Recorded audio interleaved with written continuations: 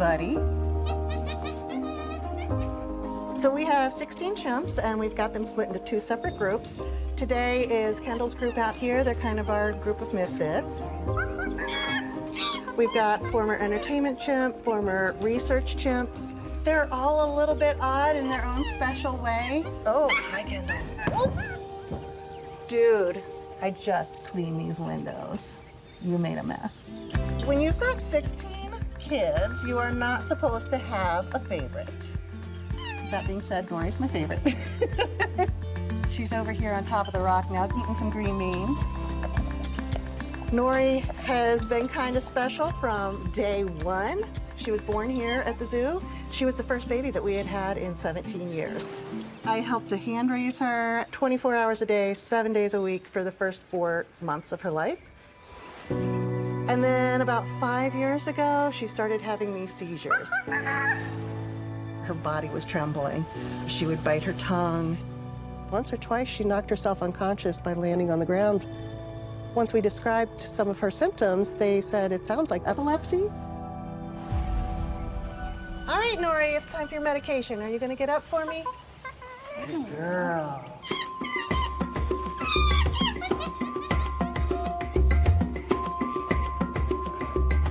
At this point, she's having seizures maybe 2 or 3 times a week. I would love for her to get to the point where she's having no seizures whatsoever. So now we're trying a new medication, and we just want to keep a closer eye on her to make sure there's no side effects or anything with that. It's a combination of a pill and some liquid, so we get the exact milligram dosage that she needs. If you give her a whole pill, she's not going to want to chew it and swallow it. She'll probably spit it straight out. So this way, it just disappears into the juice. Put the lid on here and give it a good shake. And we're off to find Nori. Good morning. Getting Nori to take her medication can be more difficult than you would think.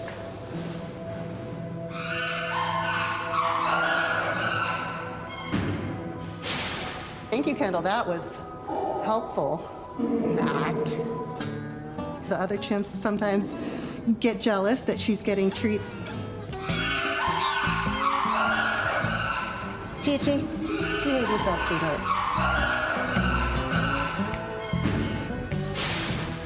Christy? Yeah?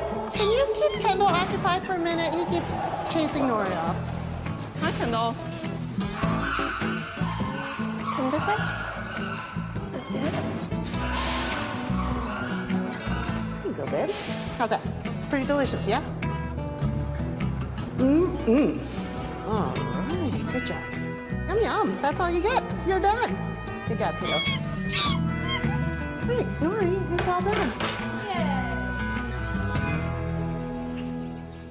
Every time there is a change in her medication, we need to take a blood draw, looking at kidney, liver function to make sure that she's not having any sort of side effects. So we have a blood draw coming up here in the next couple of weeks. We just hope that Nori's blood work comes back clear and she can continue to live a happy life. I love Nori so much. So I've got my fingers crossed.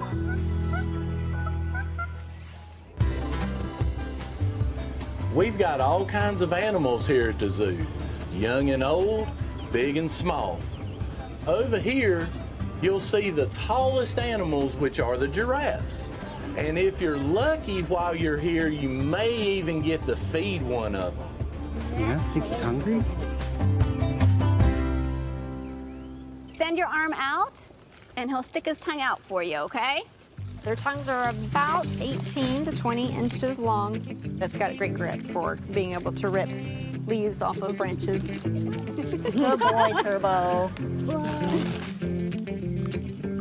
Today is a really exciting day. We're actually getting a new giraffe to our herd. We currently have 3 giraffes at our zoo. We are really hoping that they do get along very well with the new giraffe. Turbo is our oldest. He's actually going to be turning 14 later on this year. He is definitely the most relaxed, chill guy of the group. You're so brave, Turbo. Jack is our breeding bull. As big as he is, he's actually kind of wimpy when it comes to new things, which is so silly because he's supposed to be the big bad boy of the group, but we still love him. Jack can't make up his mind. He keeps looking at us and looking at Leah. He's like, I don't know which way to go. Leah is our sassy, fiery redhead girl. She does what she wants when she wants, and ain't nobody gonna tell her anything different. I never expected to really love these animals as much as I do. But once you do, they put their full trust in you. And I think that's an incredible relationship to have with an animal. Good boy, good boy. Oh, what a good boy. You're so great. All three of the giraffe that we currently have get along very, very well with one another. So bringing in this brand new baby giraffe is gonna be quite a new experience. Our new giraffe is Amelia. She is gonna be 2, I believe, in April.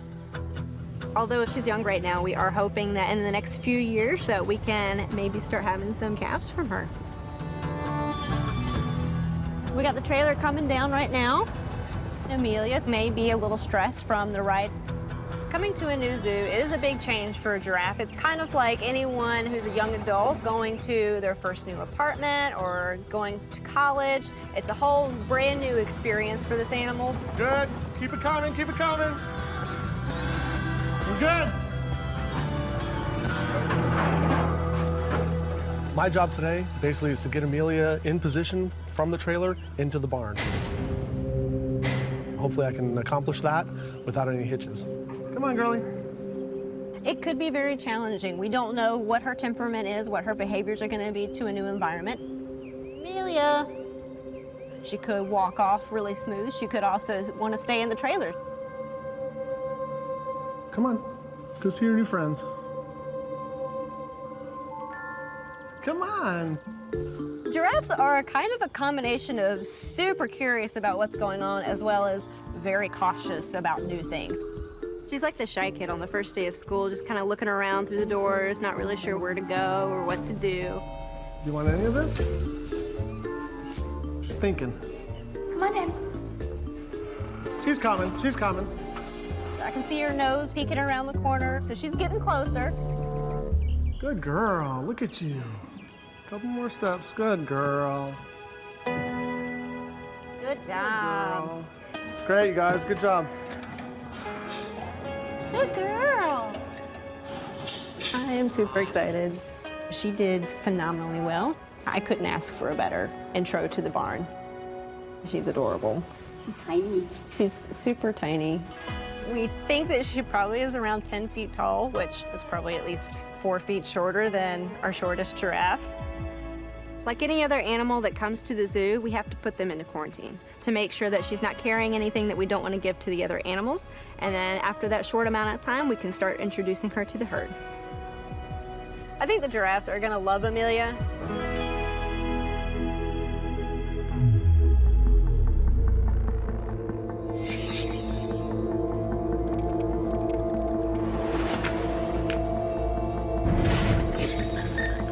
Keep her pants pressing and keep her clawing.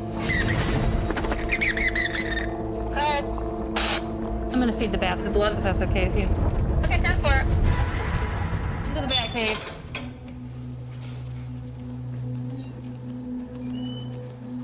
So I'm just gonna start setting out their bowls. They get this blood twice a day. Vampire bats feed strictly on blood, and they get this by flying around at night and looking for an animal that is asleep, and then they can sense where the blood's flowing close to the skin, and they make a very, very small incision, and sometimes the animal doesn't even wake up.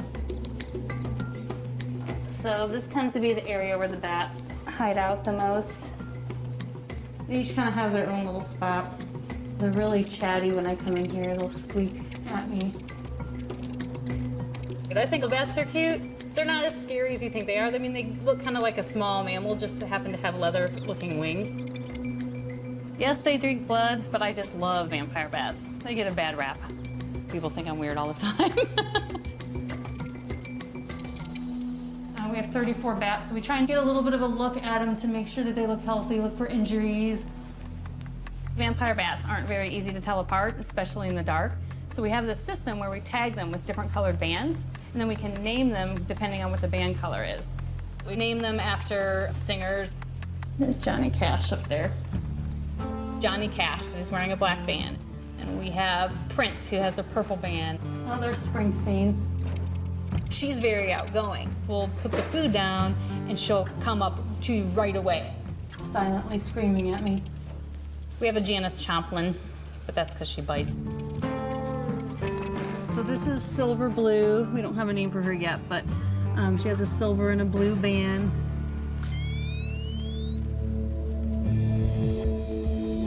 She's looking really heavy, like really heavy.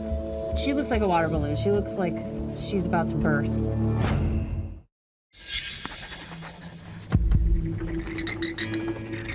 We have 34 bats, so we try and get a little bit of a look at them to make sure that they look healthy. This is Silver Blue. She's looking really heavy. She looks like a water balloon. She looks like she's about to burst. She's either put on a lot of weight or she's pregnant. Keeper Van Spronson, a curator Ireland. Hey, Jen, can you meet me by the bat cave? I have a pretty round-looking bat that I think might be pregnant, and I'd like you to take a look at her. The last time I saw her, she was up in this corner. All right, so you think she's pregnant, huh? Yep. Over the years, the vampire bat population has kind of gotten really genetically dilute. So it's really important for us to change up the genetics in that group. About 7 months ago, we brought in 12 new females. This is Silver Blue. She's looking really heavy. So now, 7 months later, which is the length of a gestation for a vampire bat, we're starting to see what we think are pregnant females. Yeah, I think she looks like she's pregnant. Her abdomen is kind of lumpy, which would suggest maybe, you know, elbows and knees of a bat. Vampire bats only have one pup at a time, and when they're born, they're pretty big. They're about a third of the size of the adults. So yeah, the timing is right. I really think it's quite possible that she's pregnant. Exciting. That is exciting. Yeah. I love having the babies. I guess I'm just gonna keep coming in every morning and hoping that I find a pup. Can't wait to see it. Yay, bat babies.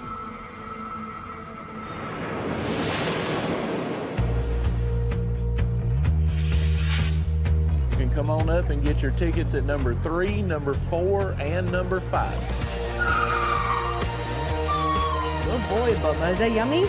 It's good stuff.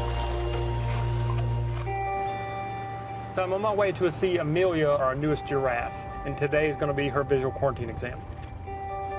If everything turns out well, we'll try to get her out onto the habitat pretty soon. Hopefully we'll be able to get a really good look at her. Hi, he's a good girl. Amelia has been getting very comfortable very quickly. We really couldn't ask for a better situation so far. Hi there. She's so petite. She is super, super tiny. What we're going to do is I'm going to have Kelly just kind of walk around a little bit, and I'm going to get a really good visual body condition, what she looks like, get the best visual exam we can, depending on how much she wants to participate.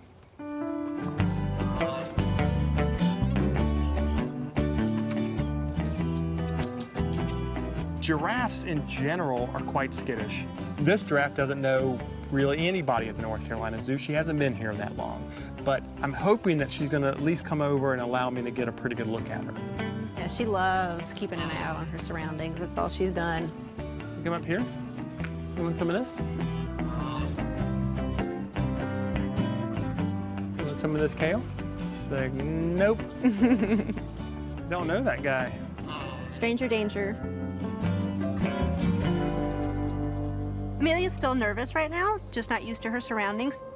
Hopefully she's not too skittish. She will allow me to look at her feet, maybe look at her eyes. If we can get her close, that'd be awesome. Amelia. I'll stand back and just let you kind of bring her up. Hi, Amelia. Can you come? Good girl. Good girl, Amelia. Good job. Her eyes look really, really good. And she's moving around pretty good. She doesn't seem to have any lameness or any limping. Her feet look really, really good. She doesn't have any overgrown toenails.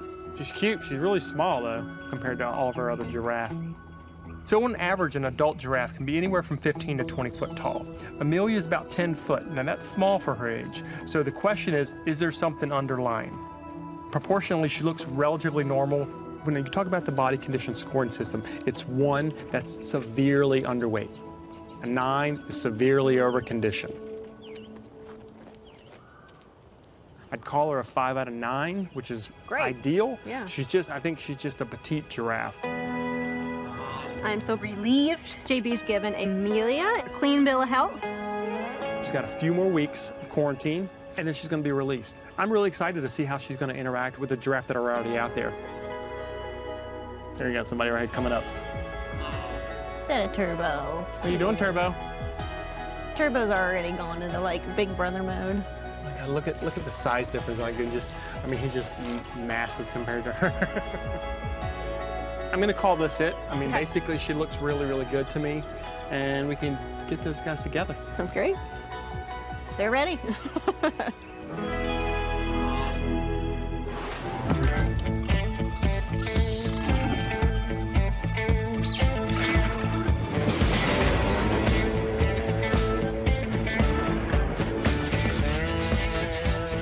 are you doing, mister?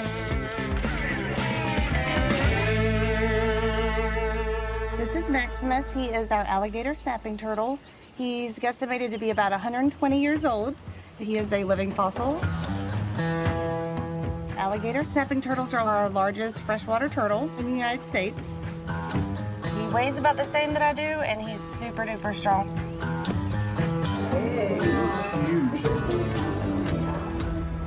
Their populations aren't doing well, so it's good that we do have some of these in human care.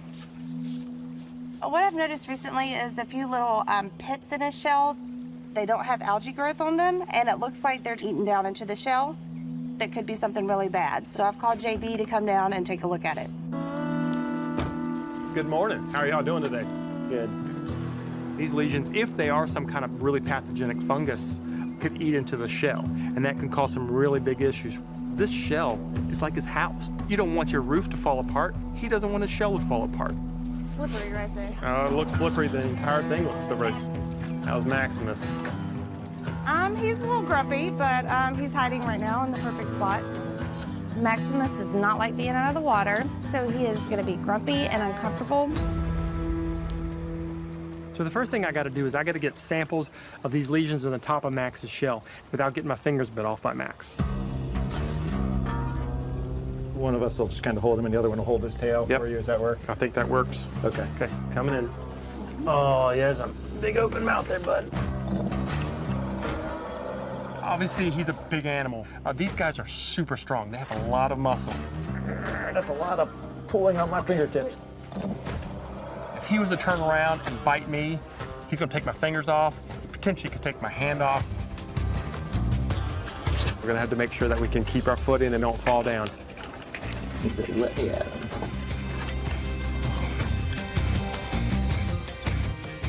I'm focused on what I'm doing. It's not a bad one. Audrey and Chris, they're watching Max closely to make sure that he doesn't turn around and do anything silly.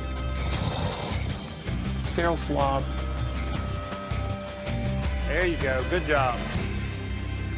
I've got those samples from the top of Max's shell. So now I gotta really get a good look at his belly. See what the shell looks like underneath. And the only way to do that is for Chris and Audrey to pick him up. So we're ready for just underside? And yeah, we're gonna drag him out and then pick him up? Yeah. Okay. We rarely have the opportunity to see underneath Max. This is going to be really hard. 1, 2, 3. He is not happy anymore, and he's slippery. This is a dangerous situation. I'm face to face with Max. If he comes out and snaps, he's gonna take something off.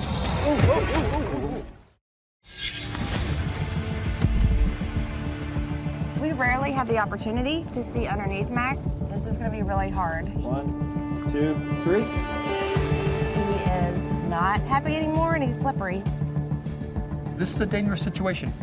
I'm face to face with Max. If he comes out and snaps, he's gonna take something off. That's close. Put him down.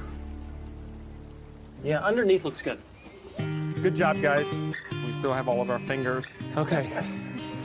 So I think at this point, they don't look to be deep. It doesn't appear that the shell is pitting. Right now, they're not something I'm like overtly that concerned about. Maximus actually did really, really well. We got in safely. Let's see if we can get out safely. The lesions don't seem aggressive. These are things that we're gonna just have to keep an eye on, but we're looking pretty good. Maximus, he's the oldest animal we have at the zoo. We don't know how long this guy can live, so I want to make sure that he's as healthy as possible.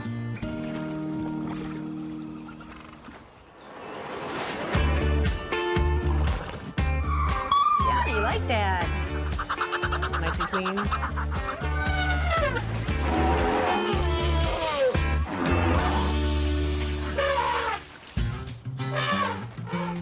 Cesar, let's go.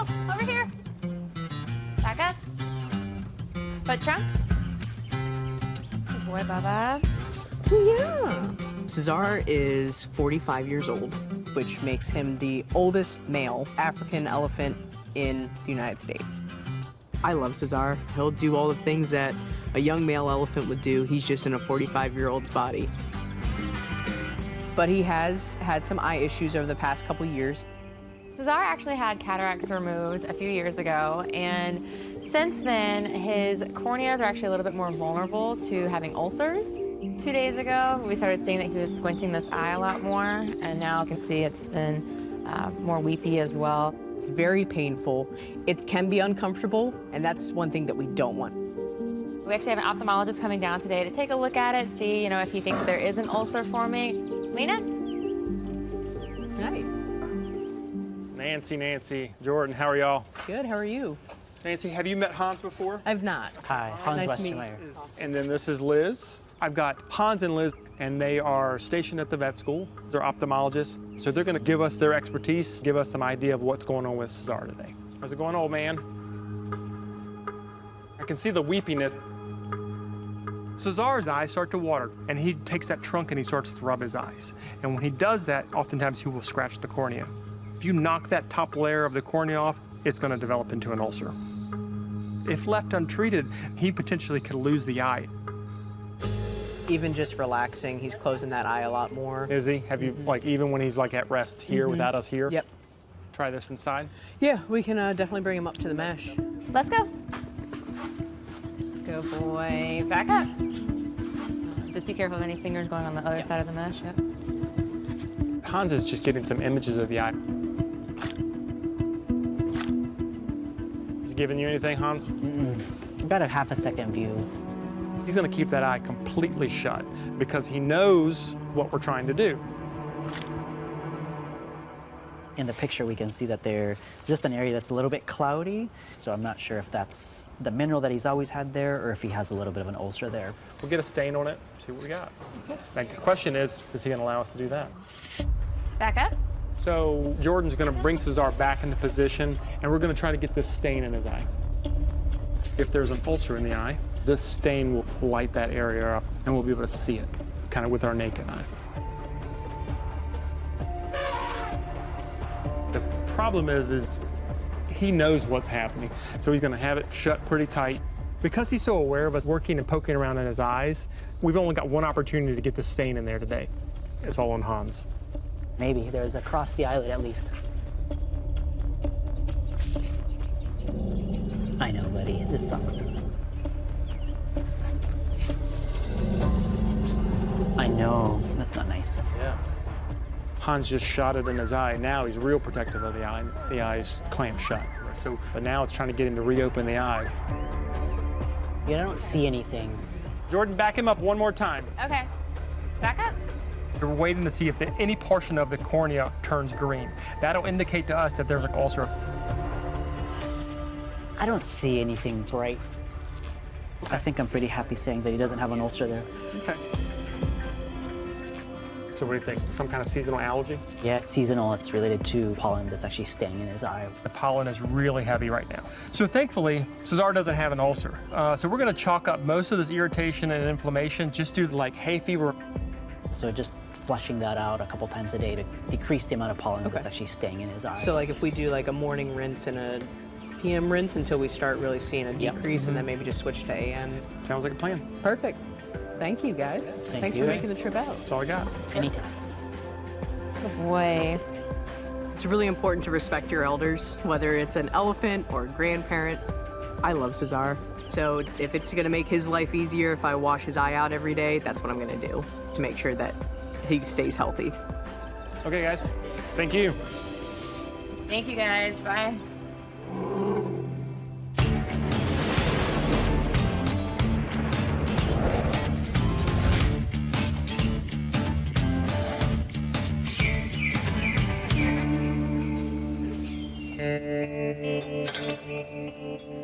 All right, Bats. I'm just gonna change your blood out. It's always fun to come down and feed the bats. One of our female bats, Silver Blue, is expected to give birth any day now. So I keep walking in expecting to see baby bats. I'll get my light out in just a second. Check on everybody. Couple bats up here. Okay, this bat seems very excited. All right, ladies. So let's see if we can find Silver Blue. Oh, well, there she is. Oh, no way.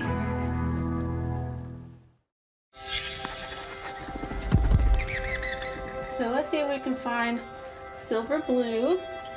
There she is. Oh, no way. There is a little baby. Keeper Vance Bronson, I have a surprise for you. What do we got? So we got twins. We have twins? There's twins. No. They're so cute. This is super rare. I've been here for a number of years and we've never had twins, so this is pretty exciting. We've got 2 baby bats. That's crazy. That's why she was so big. 2 new babies in the colony. It's even better than 1. Yes. We have a lot of older vampire bats, so this is 2 new pups to add to the population. We really get excited about it because we want to increase kind of the genetic diversity of our colony. How's Mom doing? She's got one nursing right there, and then the second one is hanging on the ceiling right above her. We have to keep an eye on that one and make sure it's getting fed. She's probably capable of nursing 2 pups, but it's so new to us that we really don't know what to expect. Silver Blue is a rock star mom, so we have to come up with a cool female rocker. Bat Benatar. Bat Benatar. Bat Benatar is amazing.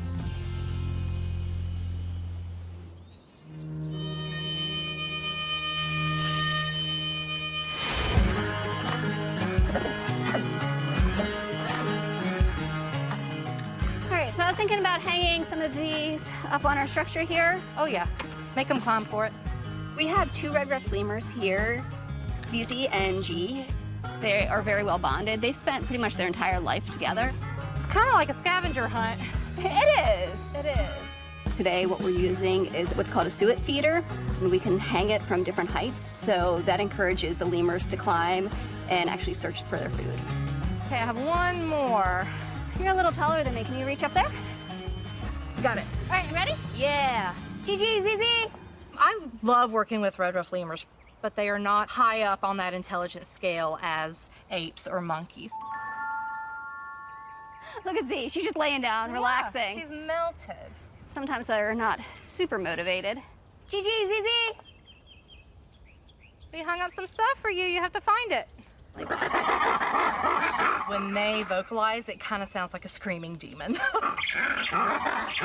gotta work for it. Sorry. Oh, There she goes. there you go. Get it, see what's in there. Lemurs love fruit. It's kind of like their chocolate. Oh, got it. Good job. G is really using a lot of muscle strength, hanging upside down, trying to get his treats. It's really important to simulate natural and foraging behavior just to keep the animals mentally stimulated as well as physically. Good job. So this is exactly what we would see in the wild. All right, well, I think this was a success. Good job, you guys.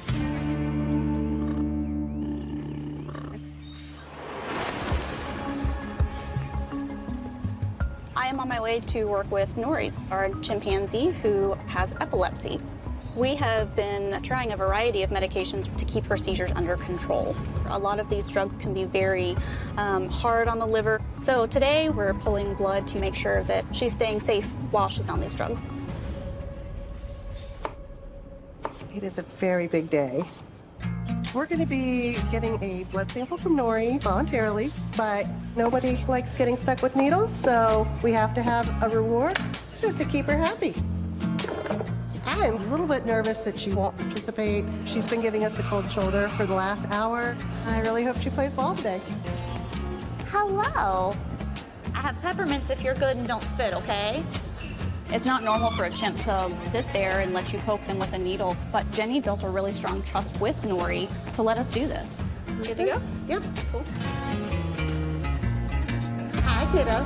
Hi. Are you ready to do some work? What's up, girly girl? Where's your face? Right there. Good job. It's really important for Nori to stay calm and hold still while we're doing the blood draw because we do have a sharp needle in her arm. I'm ready. Okay. You want to hold hands, girlie?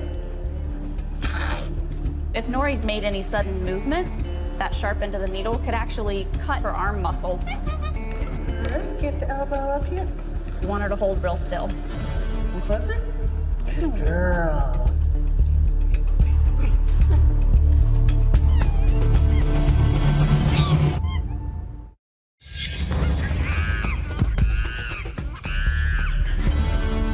I'm ready. Okay. It's really important for Nori to stay calm while we're doing the blood draw. All right, get the elbow up here. If Nori made any sudden movements, that sharp end of the needle could cut her arm muscle. You want her to hold real still. Normally Nori is a rock star, but there are times that she's not willing. I'm really hoping Nori cooperates today. Keep the elbow. Yeah. Good. And closer. Good girl. I'm focused on giving her the treats, and it's a little bit of a distraction. All right, little stick in here. Hold it. Perfect positioning. Hold. I've got the needle in. Now I just need Nori to hold long enough to get the sample that I need. Hold. Thank goodness it's happening. Good job. Oh, that's my girl. She did amazing. Look at all that blood. I couldn't have asked for a better blood draw. I'm really proud of her. I think you deserve 2 peppermints. So good. We just hope that Nori's blood work comes back clear. You never know with the medication how it's going to affect her. I'm really hoping for the best. All done. Yep. Bye, Nori.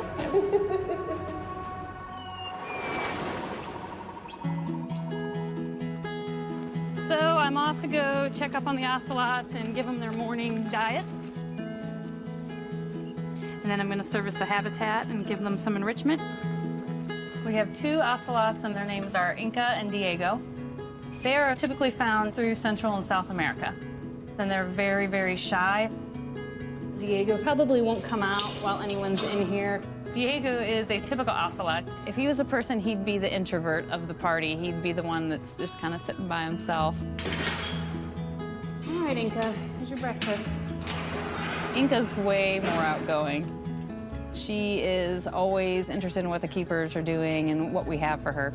If you come to the zoo and there's one ocelot out, it's most likely her.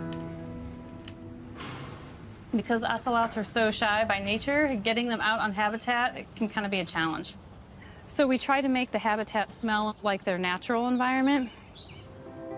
I'm putting out some enrichment for them. This is spray catnip. I'm putting it on this ball. Hopefully they'll play with it. Also, I've got some imitation strawberry extract, and the best is boar urine. The boar urine is really smelly. This is the worst smelling stuff. But as long as they like it, it's their habitat. Oh my gosh. It's like a scented candle at your house, but instead of being lavender or vanilla, it's boar urine. You ready, Pumpkin? You wanna go out? Let's go. Inca, come here. Inca, come here. Come on. Here she comes. I can see her smelling around. She smells that there's different scents out there. She's got her head up in the air. I love these ocelots. They're really fun to work with, and this is their home, so we do what we can to make them as comfortable as possible. There she is. Good girl.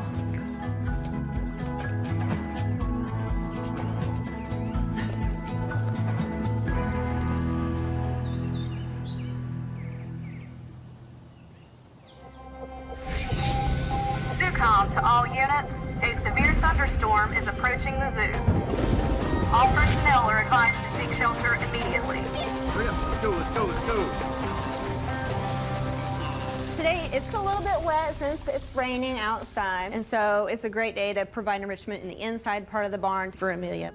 Now that Amelia is officially cleared of quarantine, we want Amelia to have access to the habitat as soon as possible, but we want to make sure that she knows how to get food. We're going to attempt to use this really cool dumbbell device. When we lower this down for her, I'm hoping that she goes right to it. The blue feeding barrel is really new to her, and so she may not actually know how to interact with it. Good morning, little babe. How you doing? Are you ready for something? Watch your head, babe.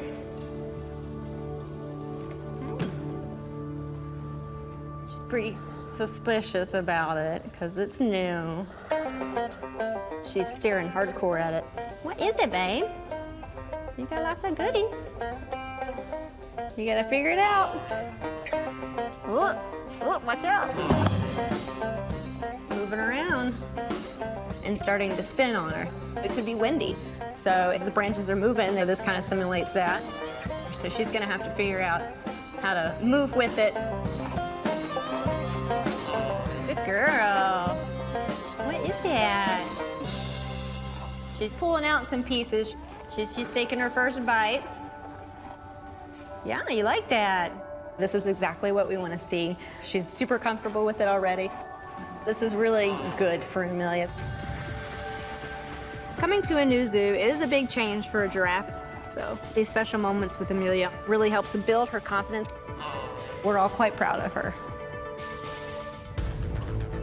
We really can't wait to finally get Amelia out on habitat and to meet her new family.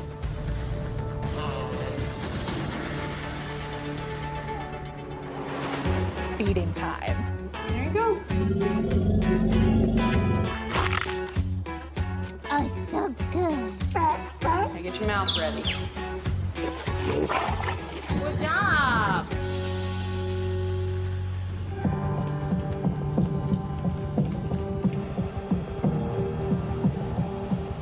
Today I'm going to be meeting up with Jenny and going over all of the blood work results that we've collected on Nori.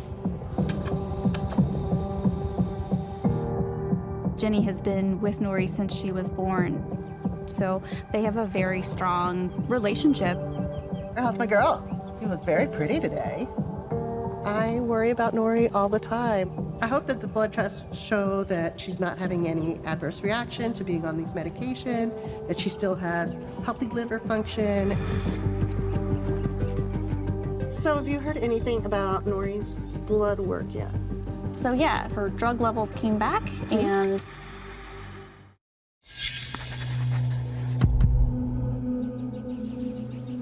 So have you heard anything about Nori's blood work yet? so yes, her drug levels came back and it all looks great. Her liver levels are normal, so she's doing really good with that. John's back. Oh, hi, handsome. Honestly, since she started the new medication, she is so alert and playful. She's doing great. Good. It's been a nice long stretch of seizure-free. Everything looks good. Keepers care a lot about our animals. They spend all day, every day with them, making sure that they have the best lives possible. So we like being able to give them good news. What are you doing? I feel a lot better about her now that she's under control. The last 90 days have been seizure-free. I just love Nori so much, so we're just gonna keep giving her the best possible care, keep a close eye on her. Even though she's 9 years old, she will always be my baby.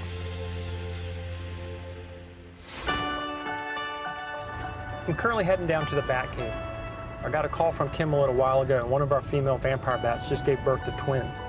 She thinks there's a hernia, and she wants to make sure that it's not going to infect that mother raising the twins. Hey, Kim, how you doing? Hey, good. How are you? Good. So I'm looking at Bat Benatar. We're sticking with the theme. Bat Benatar, I like it. Bat Benatar gave birth to the twins a couple days ago, and we're a little concerned about the protruding lump in her belly. Actually, she's behind the one that's grooming right now, but. So it looks like Mom has one pup on her now. We're concerned that the hernia has maybe not only affected her ability to take care of the twins, but also her ability to take care of herself. Let's take a quick peek at her. Mom looks like she has a hernia. But it's not so serious that I'm worried about her, and she's nursing that pup. So we don't want to go in there and disturb that. Mom seems to be doing really well. She's nursing that pup, so they've got a good bond, so she appears healthy. So Kim, I can see one pup. Where's the other one? You're gonna love it. Can you point? One of her pups went with a different mom? Oh, I see it. Another bat came along and said, okay, I'll take care of it for you. It seems like the pup that is fostering is doing great. She's nursing and is still alive. Well, that's pretty exciting that both of them are still doing as well as they are. This is kind of an example of it takes a village to raise a child, and humans are like that too. I mean, if we need to go do something, we get babysitters and we get relatives and stuff to help us out with our children. So vampire bats are kind of like that. This is great news. We have 2 healthy pups on the ground, and they're both being taken care of. If everything goes well, I mean, hopefully we'll just come back down here and there'll be baby bats flying around at some point. Okay, Kim, you have a good one, okay? Thank you. Vampire bats display traits that all of us can really learn from, and that's helping one another. And that's something we strive to do every day. It doesn't matter who you are. Is that a mom that needs a helping hand?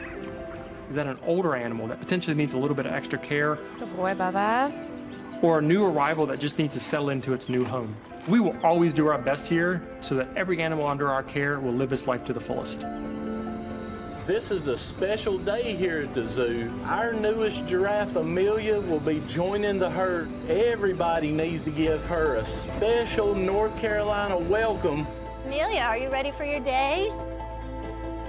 This is going to be Amelia's first time out on Habitat today. And so she's going to experience a whole new area that she's never been in. You're going to have so much fun outside, a whole new space. Good job, babe. I think we are ready to go. Moving any animal from one facility to another is a big change in that individual's life. And so it's our job once they arrive to make sure that everything is as stress-free as possible. So as keepers, we have put in a lot of work and a lot of effort to get to where we are right now. She just bounded right up. Looks like she's actually now out in the habitat, out in the bright sunshine. She's pretty excited. Now we're gonna let the rest of the herd go out. Good job. Easy. So all the giraffe are now out on the habitat. Well, it looks like she's taking the lead. This is great. She is such a brave little girl. I don't think this could have gone any better. She walked out of the gate all on her own, and she's comfortable enough out here already that she's eating the browse. As a keeper, this is everything that we want to see. It's like a proud mama moment. She has molded into our family perfectly. She loves the keeper, she loves the other giraffes. I think she's really liking her new home and her new family.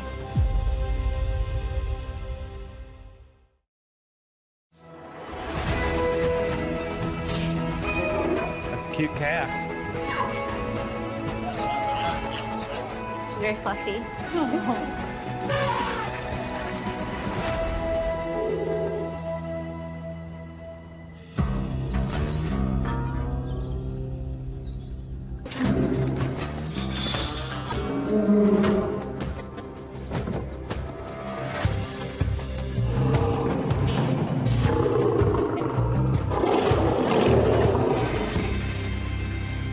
right, so you want to set them at the top of the hill?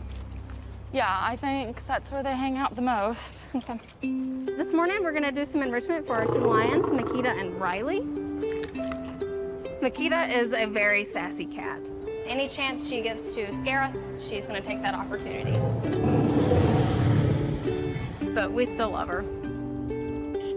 This is like a sensory enrichment that we use for the big cats. They like a lot of the perfumes. Lions have a really good sense of smell. It's just kind of make their environment a little bit more fun for them. Mint is Makita's favorite, so we'll see if she reacts to that. All over these items you can see bite marks and claw marks. She interacts with almost anything we put out here, even a giant pickle. Let's release. Okay. Good girl, lady kitten. Hi, Kita. Oh, look at that. Riley loves this cologne. Yeah, go Riley. Is that your boomer ball? What do you think? You're not gonna go get it? Well, she didn't really go after it like I thought she would. Not really interacting. Yeah. Maybe she's not super into it because of her tooth.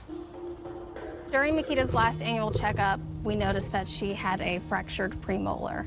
We are a little concerned that the tooth has gotten worse. I'm a little bit worried.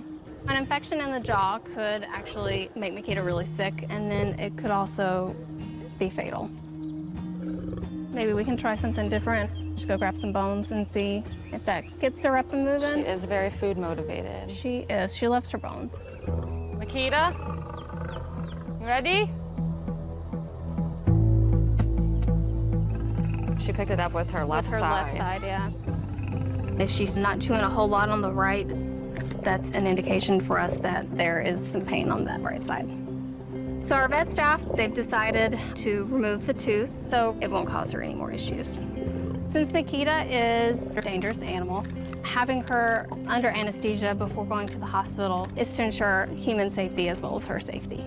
So on the day of Makita's procedure, I am going to be the one responsible for giving her that injection. I am a little nervous. It's my first time. You got this. Yeah? You got this. We'll and I have see. faith in her that she's Yeah. going to trust you. I hope so.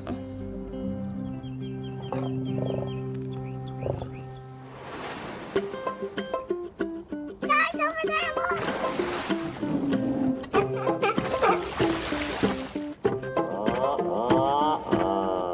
Do you want to wave to the puppets? Hi! Hi, Squirt. Hi, kids. Good job, BJ. Hello. What you doing, Blue Yellow? Here at the North Carolina Zoo, we have a pretty big group of horned puffins. I brought actual size herring today. Horned puffins are a type of diving seabird. Hi, Langley. They are all sorts of energy and excitement and personality. Hi, AJ. There's never a dull moment in there because there's always someone causing some kind of mischief.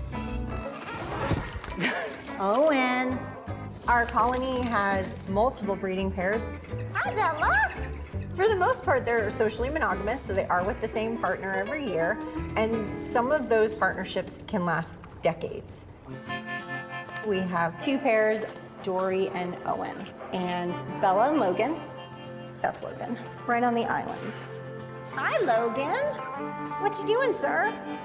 So right now, we have two eggs that are hopefully gonna hatch soon. Even though Logan and Bella have raised a chick, it's been about 5 years, so they're a little bit out of practice. Owen and Dory, they've never been successful. They've lost both of their chicks.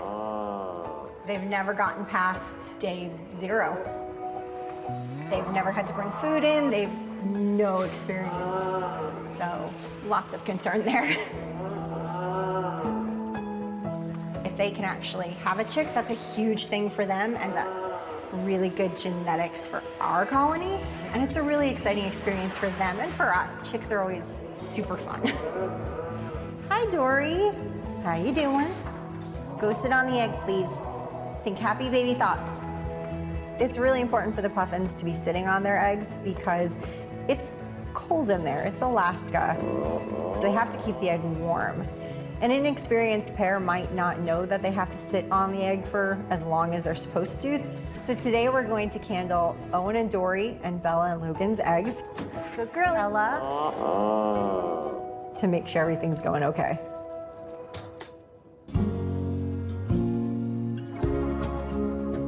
Candling is a process where you hold the egg up to a light bulb. It gives you a look inside the egg and you can see the structures and the chick and hopefully some movement. Hopefully everybody's been incubating well, and we might even be able to see when they're gonna hatch. I do want both sets of these parents to succeed. I would love to have all the pufflings possible. So who are we gonna start with? We'll start with Bella and Logan. Lights out.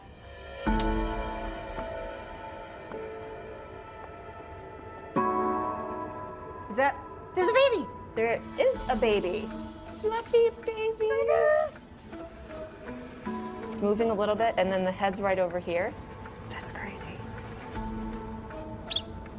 Did you hear that? Is that a peep? That's a peep. You can actually hear the chick in there vocalizing to the parents. Oh, look, there are some stars right there. Awesome. So the stars are just really small cracks. That means the chick inside is just pushing up against the eggshell with its bill. And on the top of the bill, there's something called an egg tooth, and that's helping it push through the eggshell. When a puffin chick starts to hatch, it generally takes about 3 to 4 days. It's really hard. It's definitely a big test of strength for a chick. He's only like a couple days away from hatching. Oh, yeah. That's awesome. Looks like Logan and Belle have been doing a really good job. All right, so Owen and Dory's egg. Okay. Owen and Dory weren't sitting on their egg when we went to collect it. That's not a great sign. Can you hear the chick? No, I don't hear the chick. But I do see a head and a wing. The chick is right there. So you can see a lot of the stars right here. So chick seems to be doing really well. Yeah. Awesome. Well, let's get it back in the nest before it gets too cold. All right. I get so excited right when they hatch. It's like opening a Christmas present.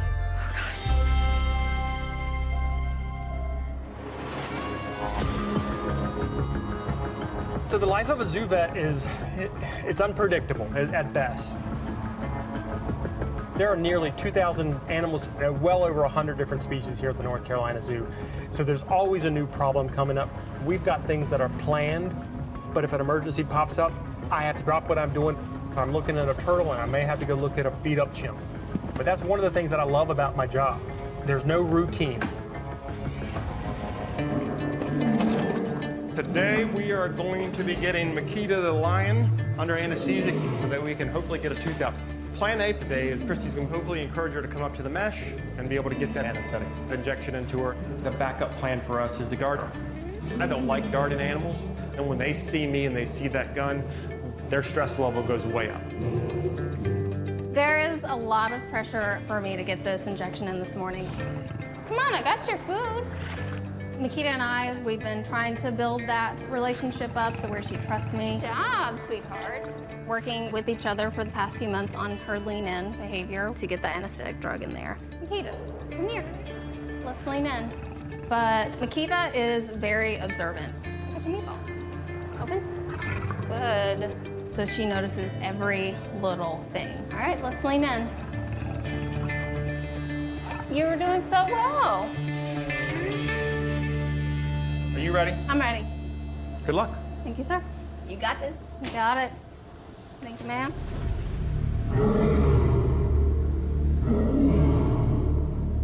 We've noticed that Makita has been pacing in her room. That could just be because she senses my nerves and she's feeding off that. Hello.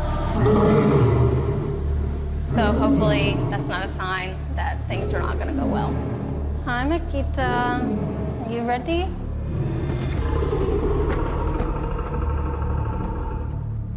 Do you wanna come over?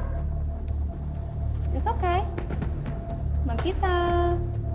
Not in the mood? Makita, she's been trained to realize that if she puts her shoulder up against the mesh and Christy touches it, she's gonna get a treat. But Makita is a pretty intense and very intuitive animal, so this may not go according to plan. Makita, I've got some food for you. It's your favorite. It's okay. It's not that bad. Just like we did before, Princess. Good girl. All right, let's lean in. All right. Good girl.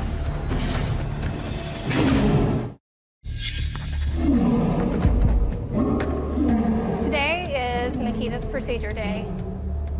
It's okay. We're going to check out that fracture tooth, hopefully get it removed. Just like we did before, Princess. There is a lot of pressure for me to get this injection in this morning. Good girl. All right, let's lean in. All right. Good girl. I know, Makita. I'm sorry. No meatball this morning. I got the injection. I'm proud of her and I'm proud of myself. We'll see if she falls asleep. You got it? I did. Awesome! We'll see, though. Good job. Christy was able to get the injection. It's awesome. It means we don't have to do any darting. So now the plan is just wait it out between 8 to 9 minutes. It's been 6 minutes. Yep. So we're waiting for the drugs to work. I mean, this is a lioness. If we go in there, if she's not fully asleep, she's potentially going to bite you, scratch you, hurt you. Good? Okay, I think she's asleep.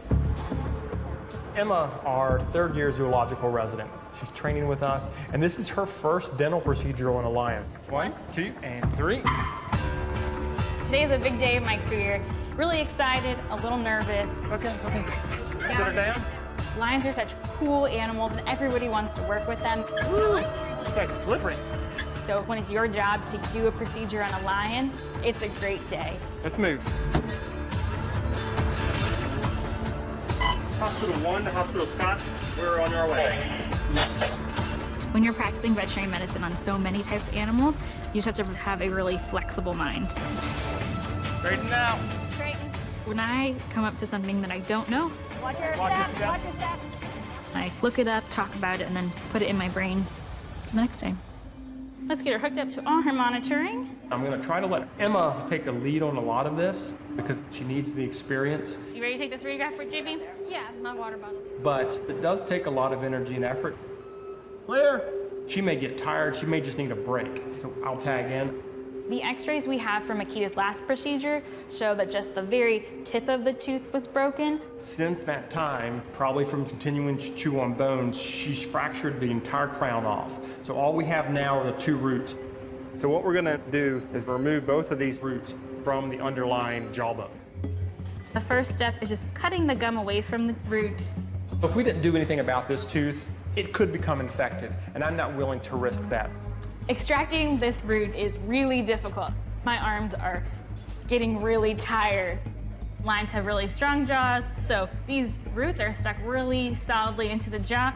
These procedures can become very frustrating because it takes so much energy and effort to get this tooth out. If you want to say, okay, I need a break, we can switch out. Oh, it's so close. No. Let's take it out for a minute. Come on. Look, we got such a good spot. I'll go to the low one. Okay. Emma's been at this a while. I don't want either one of us to become too tired because we'll get frustrated and these roots will snap. This lower one's close. Yeah, it's super close. You are tough. You can switch out. I don't feel so bad now that I see JB also struggling. This is definitely the toughest extraction I've ever had to do. I should have been working out to get ready for this. Oh, it's so close. Ugh. Oh, man. Fracture? Yeah. Let me see it. Despite doing everything right, the root broke. This is not uncommon. Getting a root out of a jaw of this size is really hard. This is one of the pieces of the root, so there is a small piece left inside of the jaw. That could act as a wick and bring bacteria down to the bottom of the tooth. If any bacteria got into the jaw, we could develop some bone infection, and that can be very dangerous. You want to see if you can help me get the rest of the root out? It's a tough one, That right? last ligament in there is just tough. Just wiggling it. I mean, it's not coming.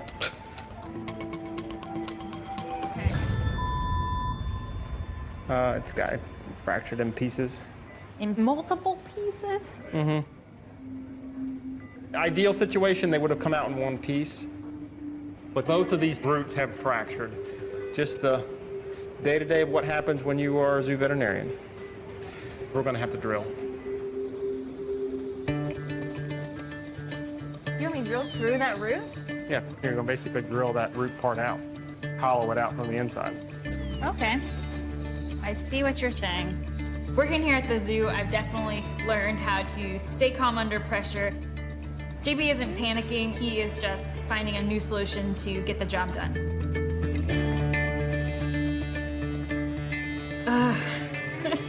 We finally got both roots out. I'm really tired. Good job. We're gonna sew up the hole and then we're done. Now we gotta do everything in reverse. We've gotta get her back down to her enclosure and get her inside before she wakes up. Ready? Yeah, let's take off. Her pupils are starting to dilate. Andrea, let's speed it up. Now turn it. Now turn it sharp. Stop! All the drugs are starting to wear off. 1, 2, and 3. It's a race to get back into the enclosure before she wakes up. Let's get this done as quickly as possible. Let's go. And up in the drug box. This one right here. This one? Yeah, yep, on that one. Okay. Okay, take it. Stay focused. Let's go fast. Yeah. I got her. Okay. Keep an eye on her. Okay. Shut that door, that door. The reversal's in. Got this? Not all the way. That's good.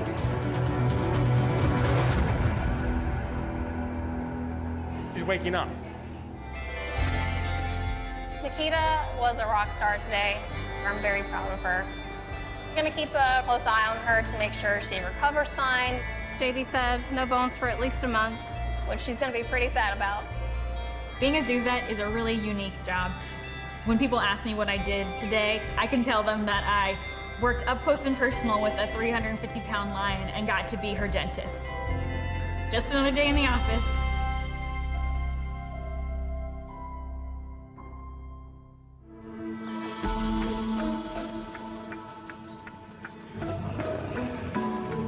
Good morning.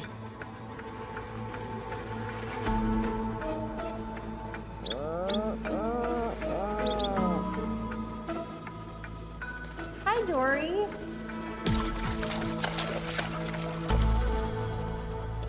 Every morning we check on our nest tunnels. So we're about to check on Logan and Bella's egg, and hopefully it's a chick. We're pretty excited for it to be a chick. Logan and Bella haven't raised a chick in 5 years, so they're a little out of practice. Hopefully it kind of comes back to them like riding a bike. If we find a chick, we want it to be perky, alert, might be a little tired, just it's a hard job coming out of an egg. Tingles. What do you see? Is there an egg? Is there a chick?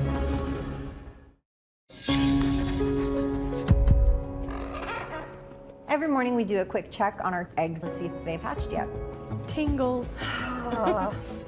Yesterday, Logan and Bella's egg was pretty close to hatching. What do you see? Is there an egg? Is there a chick? Hello. Awesome. Logan and Bella hatched a chick. Hi, monster. He's less than a day old. Amazing. Okay, take the chick and we'll get a weight on it. It's like, this is all new to me. 45 grams. Little under average. We don't know if Logan and Bella have fed it yet. You were in there this morning. Did you see them bringing any food in there? At the time, I don't think I did. Okay. There's no fish in the nest box. That could mean that they haven't brought anything, or it could mean that the chick ate it, or maybe they ate it. We don't know. Are you hungry? With their previous chick, it kind of took them a little while to click that the chick was hungry. So we want to make sure that the chick gains weight and stays on track. Hopefully you take some food. I'll even let you pick it up yourself. If the chick isn't fed enough, they won't grow appropriately, and we'll have to step in. Keep trying. Worst case scenario, pulling the chick for hand rearing. I know it's a lot. Oh. There you go. Good job. You're getting it down, getting it down. Yes. Good job. Nice. Good job, dude. You ready to go back to Mom and Dad? Yeah. Okay. I'm just a little concerned about Bella and Logan bringing food in. So we are going to keep a really close eye on this chick. But hopefully they figure it out.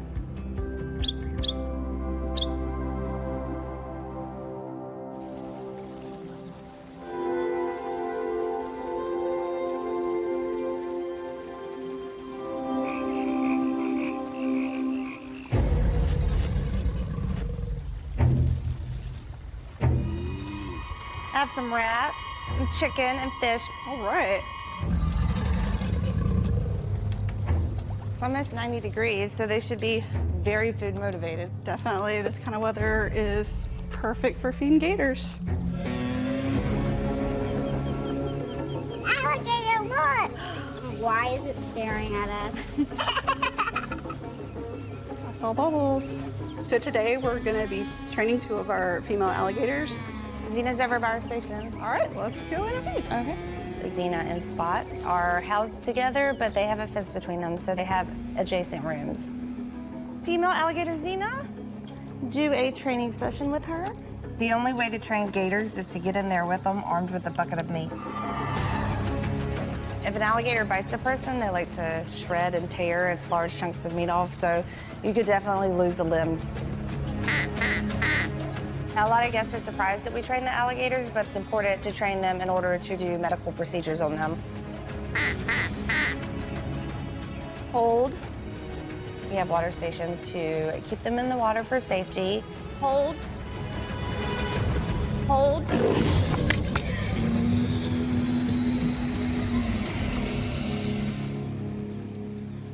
Xena does occasionally breach the water, and when she does, us take a step back, kind of like a timeout.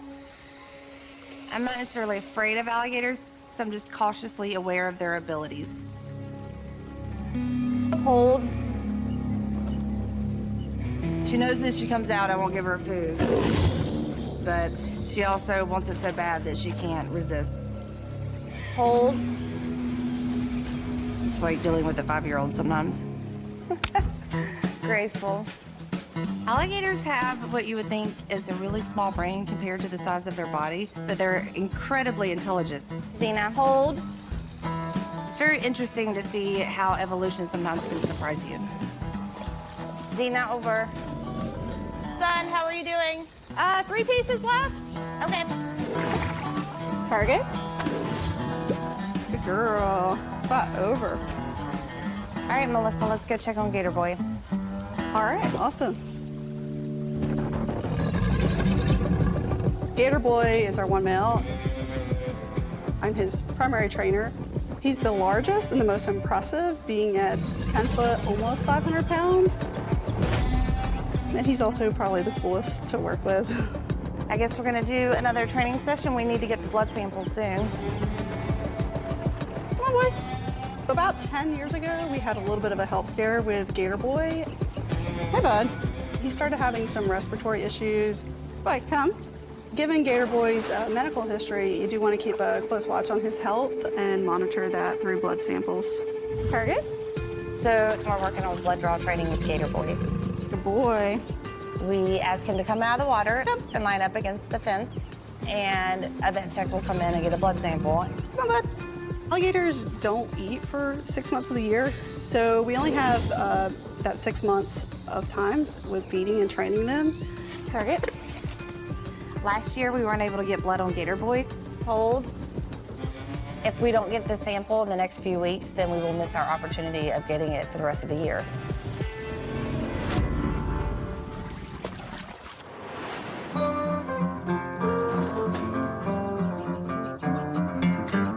Good morning, how are you folks? Great.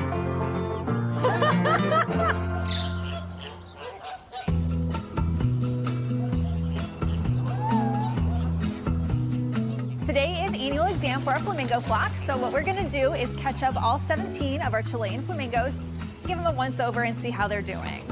Okay, let's get these exams done. What's the number on that bird? This is 48. They look great. Good job.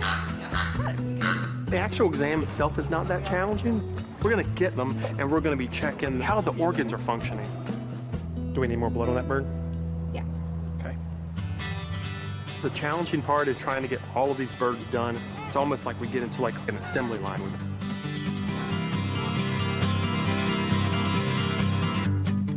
Three vaccines left. Who couldn't like a flamingo? Long-legged, most of them have a pretty good attitude. Flamingos are always fun. I mean, it's a hot pink bird. What could you not love about that? This bird's got leukemia. We've been monitoring for like 15 years. Number 2 is a special case for us. Holding her is a challenge because she's a little bit more susceptible to stress. Right now, we're trying to get the blood on this bird. It's a blind stick. You don't see the vessel really well. We're gonna put a little bit of pressure on it to see if we can get it to pop up a little bit.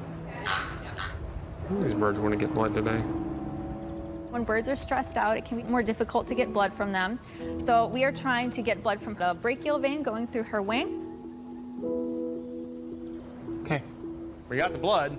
Can you hold that bird for just a little longer? And some of these birds are really old. I mean, we've got birds in here that are older than me. Hey, JB. Yep. We've got a bleeder over here. This is leukemia bird. It's a pretty heavy drip. Today is annual exam for our flamingo flock. We're gonna get blood sample from them. Hey, JB. Yep. We've got a bleeder over here. It's a pretty heavy drip. This is leukemia bird. She might need oxygen. Okay, Amy, get the oxygen for this bird. We noticed that she is getting kind of weak and that her breathing is getting a little too rapid. Put your fingers on that, but just keep it down. So this bird, she's just bleeding from that wing vein a little longer than we'd like. So we're just putting some pressure on it, giving her a little bit of oxygen.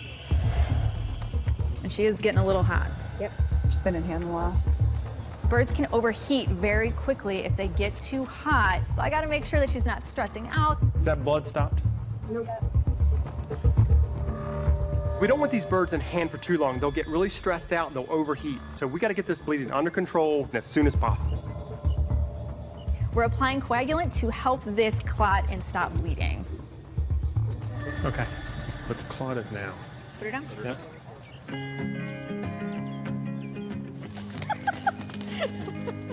We just finished our exams. We did get all 17 birds in hand. Heart's good, feet look great, eyes look good. Beautiful.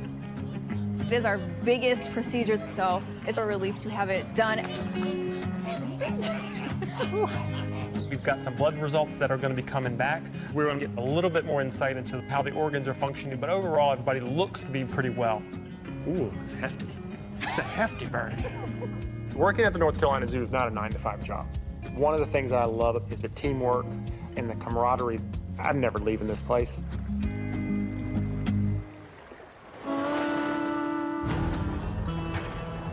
This morning I am headed to the swamp to collect blood on Gator Boy. My family definitely thinks I'm crazy for enjoying working with a 500-pound alligator. But it's our mission to make animals as happy and healthy as possible. The best part of my job, I might work with a teeny tiny lizard one day, and then tomorrow I might get to work with an elephant. Every day is new, no matter what I'm doing. How do you think Gator Boy is gonna do today? A nice warm day. Should be a good day for a blood draw. Hello. Good morning. Hey, y'all. Hi, handsome. He is definitely ready. He's in position. It'll be good to get that blood work and just make sure he hasn't had any recurrence of that fungal pneumonia. He's what, 41 now? Yeah. Yeah. 41. We want to like keep an eye on him and make sure he's staying healthy in his old age. I'm sorry, very young, 41 young, but I Didn't know what we're talking about, I mean, look at that face. Handsome and young, buddy. He is ready to train. Alrighty, let's go. Alligators are cold-blooded and only really active during the summer. It gives us a very small window of time to get a blood draw. We really need these blood samples on Gator Boy. He has a history of a pneumonia, and we can't easily do a chest radiographs to make sure it hasn't returned. So that blood sample is really our biggest diagnostic tool to check he's doing okay. We blow the whistle before we enter the habitat. That tells them to move to their stations. They're going to have a training session. They're going to get fed. Boy, come. There's a lot of things that could go wrong today. Boy, come. Gator Boy could decide that he's not coming out of the water. Sometimes he's not motivated enough. Come on, bud. I'm gonna work on keeping Gator Boy into position as long as I possibly can, but no promises. Come. Good boy. That's okay. I'm just gonna hang out towards the entrance of the habitat until Melissa gets Gator Boy settled. Target. He is a dangerous animal. He came out of the water real quick. Target. Good boy. All right. I think we're good. You feeling it? Yep. Once Gator Boy stations, then the pressure really hits me to actually do my job and get that blood sample. Hopefully, Gator Boy will listen to Melissa and he won't respond to anything that Heather's doing to his tail. Hey, handsome. I'm right behind you. Alligators have very strong tails. Little alcohol. Gator Boy is very large, so if he actually takes a full swing at me, just being hit with basically a small tree trunk could injure me. All right, buddy, so you ready for a stick? Yeah. All right, going in. Alligator skin is really thick, so I'm actually looking for the soft spot between the scales. Good job, buddy. Hold. Repositioning a little bit. The blood vessel runs right below the vertebrae in the tail, so I need to aim right below those vertebrae to find that vessel. I'm gonna reposition again. Once the needle's through the skin, I don't have a lot of room to adjust. All right, Melissa, I'm gonna come all the way out. I think I was a little too high. I missed the vessel. It bent the needle a little bit. There we go. I'm gonna get another needle, Melissa. Okay. Hey, Betty. I don't want to make him angry. So if I don't get it on the second stick, we're gonna call it for the day. All right, let's try that again. Going back in, sticking. Good job, buddy, I know.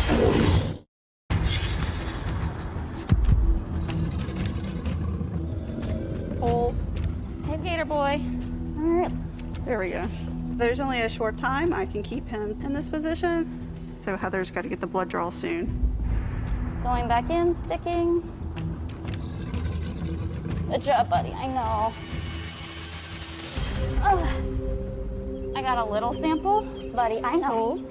I know. So we got what we need. All right, good boy. Finally getting blood from Gator Boy is a big deal. Nice sample, don't need much even though he's a big boy. Gator Boy did great today. He definitely held in position very well. All right, Gator Boy, over. Melissa is Gator Boy's main trainer. The relationship that they have built up is really great to see. Hey, boy. When I first came to the swamp, I really wanted to work with the cougars. But then I've definitely grown to love the alligators. Gator Boy is tired out now. I love working with the alligators. Gator Boy is awesome. All right, great job. You got blood. He did awesome. It wasn't very graceful on my end, but now that we have our sample, I'm going to take it back to the lab and make sure Gator Boy's healthy. He threw his tail at me, so he's feeling frisky. I'm sure he's gonna be just fine.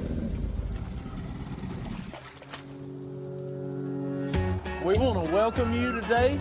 We get everybody loaded up. Hi, everybody. Here we go. I hear you. Hold on, monster. I'm coming. I don't see Logan. I think I see Bella. Logan and Bella's chick is a few days old now. We haven't really been seeing them bring in fish. We're a little bit concerned because we don't know how consistently they're feeding it. Logan, that food is for the kid, not you. Logan and Bella may be doing most of their feeding at night. We don't know. There is a chance we're not seeing it. This morning, we also just want to check on Dory and Owen and see if we have a baby. I'm nervous. deep breaths. Owen and Dory haven't been fantastic about incubating their egg. They've been off of it a little bit more than what we would like to see. It would be really exciting if Owen and Dory have a chick. Hi. I know, I'm sorry. Hi, Dory. Hi, baby. Didn't make it.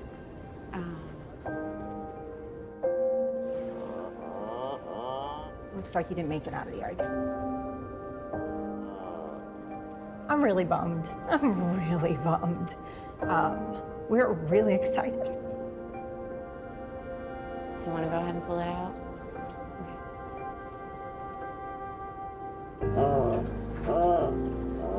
I know, I'm sorry, baby. Yeah. The egg's warm.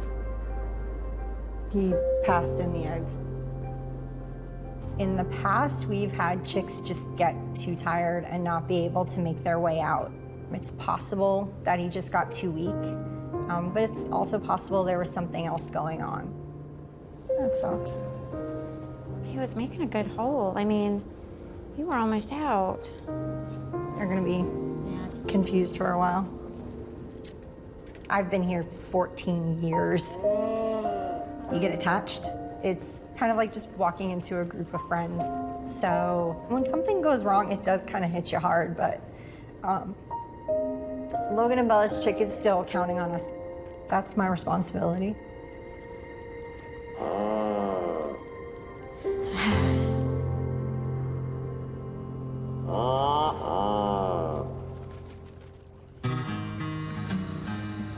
Folks, you have really picked the right time to visit. Makita, our lioness, just had a trip to the dentist. But her keepers have a little surprise waiting for her to cheer her up. Oh, this looks super realistic, and I love the tail. You think Makita's gonna go after it? Oh, for sure. Today is a big day. Makita got the all clear to have bones again. So today we're gonna give her a nice paper mache zebra with lots of bones inside. She definitely deserves this. I think she's dreaming about bones. All right, so where are you thinking? I want to do it at the top here, and we'll put its butt facing towards, like, where she's coming. Unsuspecting zebra. Yeah. This is going to be a good test to see if the procedure went well. Hopefully we see her chewing on the right side, since that's where the tooth was pulled. Ah. I'm hoping that she's going to just attack it. Get in there, shred it apart, just like she's in Africa. You ready? Let's do this. Let's do it. Sorry, Mr. Zebra. Makita has no idea that we've put bones inside the zebra. It's like an Easter egg hunt. She's got to use that nose to find them.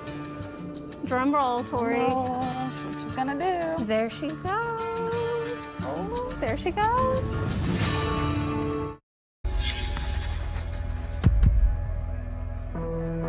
Makita has no idea that we've put bones inside the zebra. It's like an Easter egg hunt. She's got to use that nose to find them. Drum roll, Tori.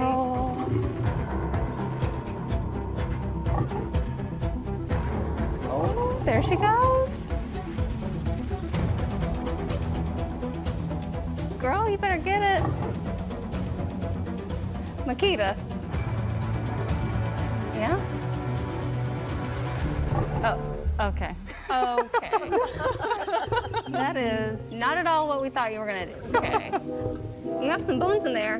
There's straights in there, I promise. Get it, get it, get it, get it. There you go. Good job. Makita is going to town. She is head deep into the zebra's stomach. It's just like she's out in the wild.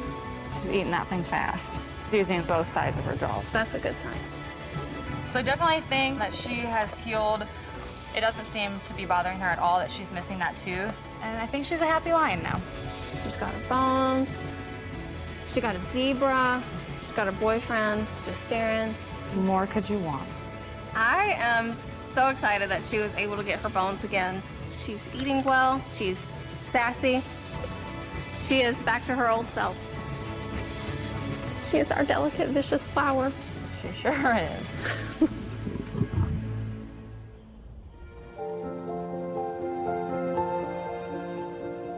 Hey, JB. Makita loved the zebra. She is chewing down on that bone. That's exciting news. This job gives me access to some amazing animals. I get to be there on the day they're born. I get to watch them grow and thrive, and that's only a small part of it. A vet's main role is to help an animal that gets sick or injured. I take that responsibility very seriously. The only thing that really matters is the health and happiness of our animals. It can be exhausting, but I wouldn't change it for the world.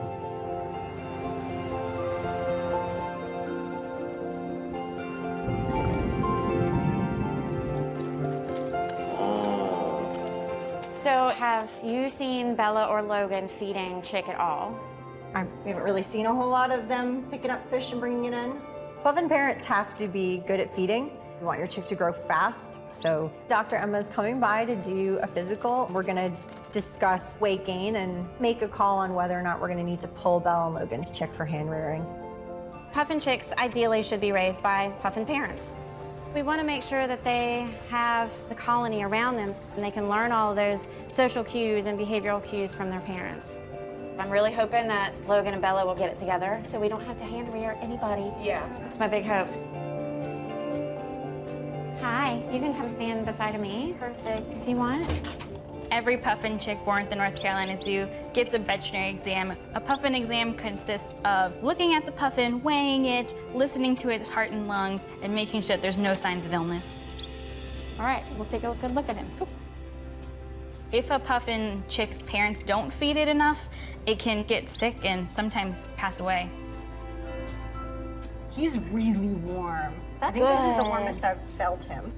Oh my goodness. Yeah, he's getting squirmy. That sounds good. That umbilicus looks really good. That's not swollen. The little chick is about the size of a softball, and I love getting to see them grow up. We're always a little nervous when we weigh chicks. We always want to see an increase.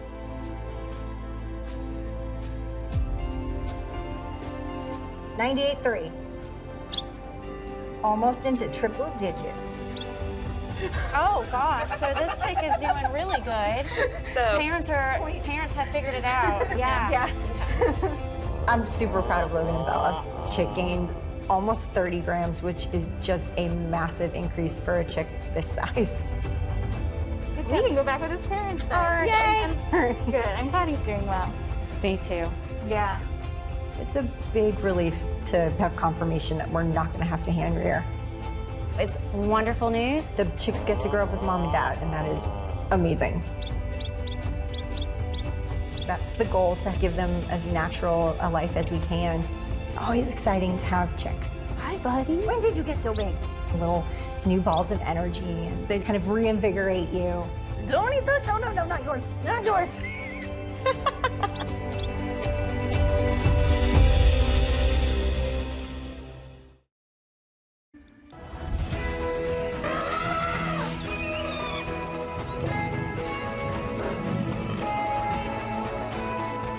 Good boy.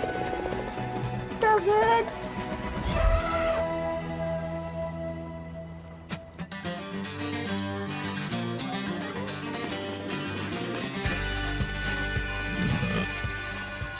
Did you see it? Yeah, look. Look how big his claws are. They're long. I'm getting Tomo's training buckets ready. Tomo is what you would call a geriatric grizzly bear. He's an old man. He's 30 years old. For a grizzly, they can live into their mid to late 30s.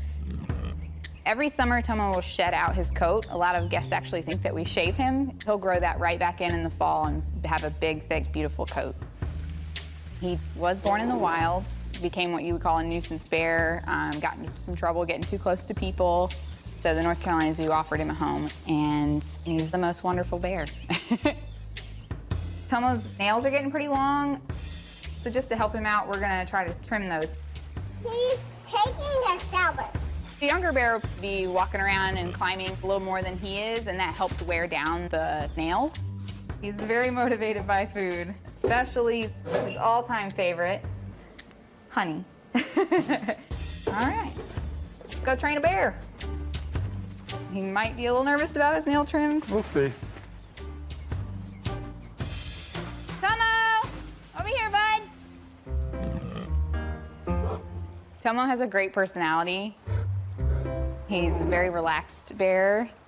He might not want to come over and participate. It's really, really hot today. He sleeps a lot more than he used to. He definitely spends a lot of time laying in the pool. Grizzlies love to swim. Tomo!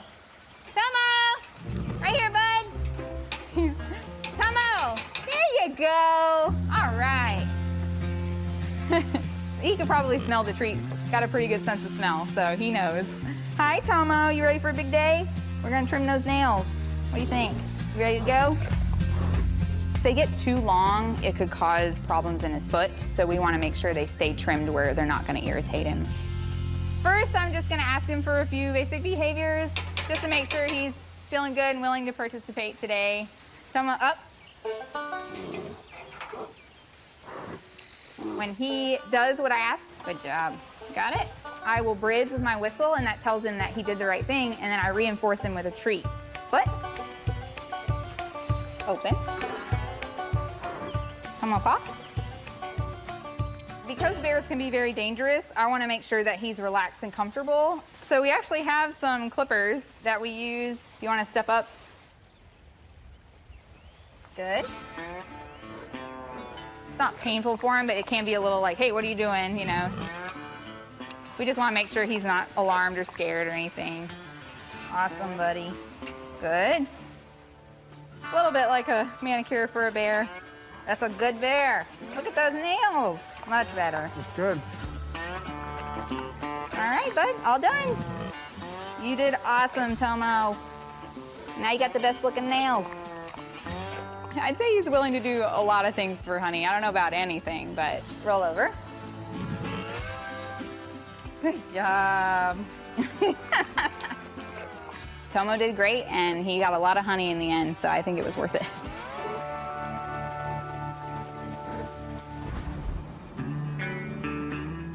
Folks, here at the zoo, our wildlife rehab center takes in sick and injured animals. We nurse them back to health, and then we release them into the wild when we can.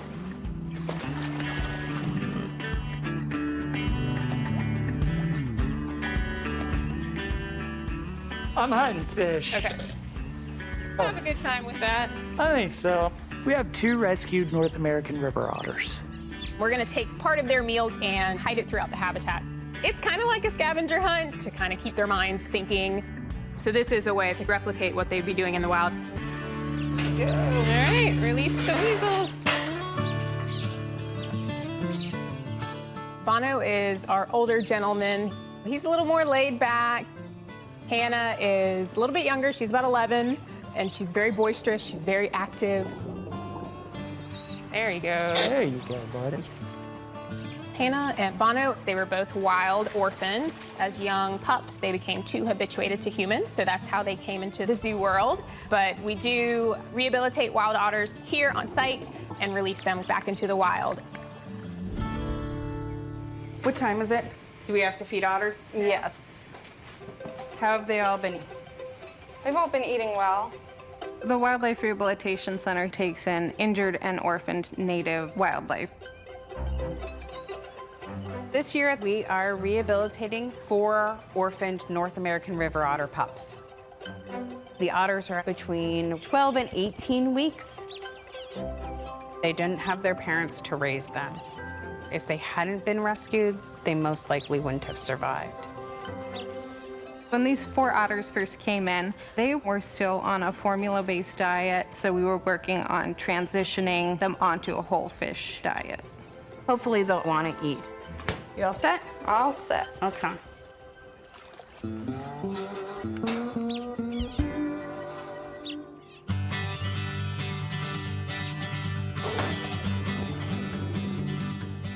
They are afraid of us, so that is good.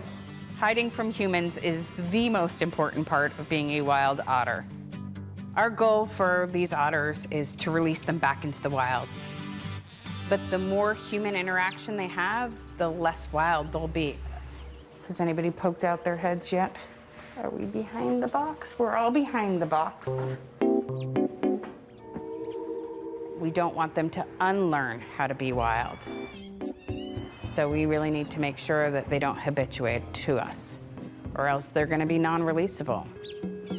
Their greatest chance of survival long-term is to learn to otter from each other. The older otters can really help the younger otter better. That was awesome. These otters are utterly adorable. Everybody says they've got boopable noses. I would never boop an otter's nose because I like my fingers. Ideally, all the animals we release have no negative impacts to being in human care. They're doing pretty well, don't you think? They are.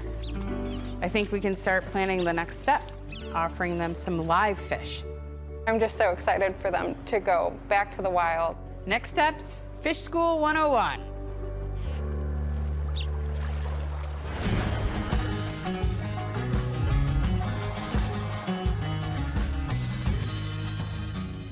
Last night, I got a call that we have 7 confiscated pythons coming to us, which was definitely a surprise. But as a zoo, we want to help every animal that we can. Anytime that we have the chance to offer our resources, our expertise, whatever they need, we'll take care of it, just because of our love for animals. Oh, there's a box turtling road right over there. Let's go check it out. The box turtle decided to cross at the turtle crossing sign. Got a little female box turtle, so we want to make sure that it doesn't get hit. So help it get across the road. Got to help everybody.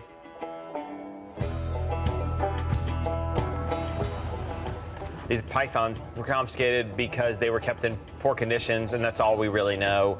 So I'm on my way to the vet hospital right now so we can do a health exam on these guys. It smells like snake musk in here. Turn that into a nice perfume. It's going to be an interesting day. We have 7 pythons. Let's get a weight on them, let's get a measurement, and then just a good physical exam. Make sure no one gets hurt. And when Dustin gets here, and obviously he's always late, so we'll get started. Did you hear that? Did you say something about me? I said you're always late. Okay. Let's do it. All of these snakes came from a private individual. He may have been a breeder. And a lot of individuals that breed these animals are doing it to get different color variations or color morphs. Anytime I hear the word confiscation, my heart kind of skips a beat because we never know what to expect. We don't know if these guys have diseases. We want to make sure those diseases don't get to the rest of our zoo animals. Okay, this is the Burmese python. This is one of the medium-sized ones, 8-9 foot. These guys can be very dangerous. Even a python of 10 feet long can still kill a person just by their strength and their ability to constrict their prey. All right, buddy. Let's see if we can do this without biting me, please.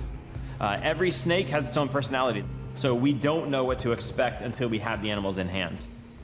He's looking to hurt somebody. Ah! Oh, gosh. Musk in the face.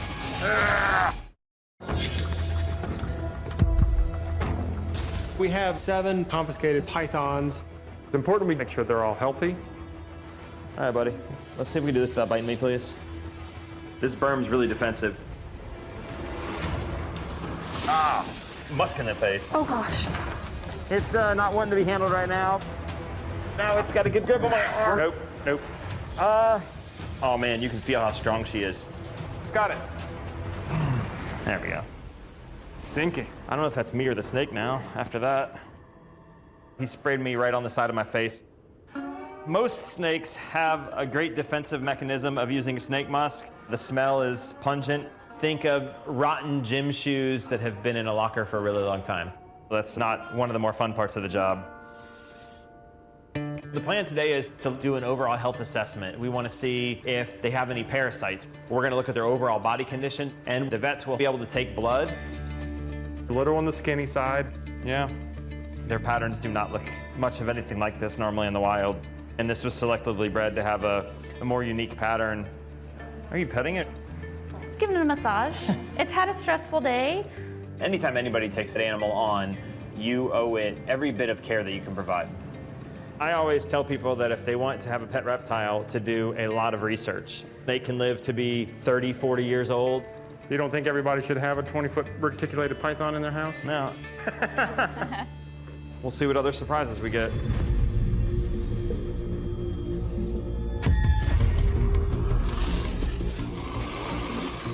So this is definitely a more normal pattern for reticulated pythons. Saddle pattern with the gold that goes around it. Got a pretty good lesion back here. This one went pretty deep into the muscle. I wouldn't rule out a thermal burn. They had a heat source that was kept too close. Let's take a look at its mouth. They are not venomous species, but they have over 100 teeth. All of those are sharp and they're curved backwards. Oh, Dustin. Oh, sorry. You've got one job here. That's to make sure I don't get bit. And you haven't got bit yet. Please don't get bit. That's a lot of paperwork. These snakes should be in better shape. Definitely could have been kept in better condition. The hope for these pythons is that we're going to get them to the point where we think they're well enough to be shipped out. All right, so we got a much, much smaller one for you guys. We do not want 7 large constrictors here at the zoo, so I know Dustin's going to truly be looking to find these guys a home. He's got some injuries to his face. It's like some type of probably bacterial infection. I'm annoyed with the situation. These snakes are barely hanging on to life. That really hurts to see that. This one's calm, no musk yet. Give it time. This one's a little bit skinny, but they're in a position where we know we can help them recover, but it's gonna take us some time to fix this. This one's an albino. It's a little on the skinny side, and it does have mites. Yep, for sure. There's some physically moving. All these little black dots Yep. are mites. I'm going home and showering at lunch. Mite's a parasite. It feeds off of the skin and the blood. It can cause internal problems, but also it can transfer disease across snakes. She hasn't picked her head up, she's not looking, she's not smelling, she's not flicking her tongue. She doesn't seem to be interested at all. The albino is the one we're most concerned with. You ready for another one? The biggest one. Save the best for last. We don't know what to expect. We have to be ready for anything. So it begins. Okay, you got her? Yep. Okay. It is big. It's 16 plus foot. That's a lot of snake. Here, come on. This is one of the biggest pythons I've ever seen. This snake is a lot stronger than all of us put together, honestly. It is literally all muscle from tip to tip. People have been killed by pythons. If that big one were to constrict around you and squeeze you, you're going to suffocate to death. Okay, let's get this exam done quickly. What we're noticing right off the bat is she's loaded with mites. All right, are you good? Got the blood. This is the last thing we're going to be doing. She doesn't want to be on this table right now. And she let go. I mean, our snake here gave us a fecal sample. Oh, that was a nugget.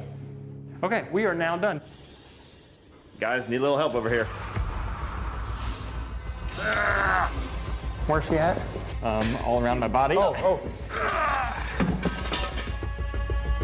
Don't move, Dustin. We're getting there. Push her a little bit harder. Get it. There you go. Right there. Okay.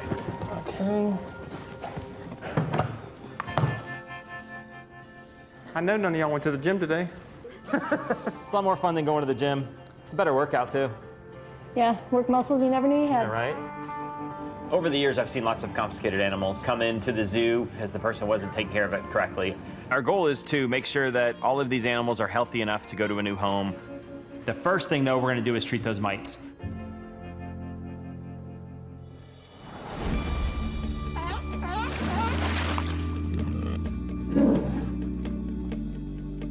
Tara.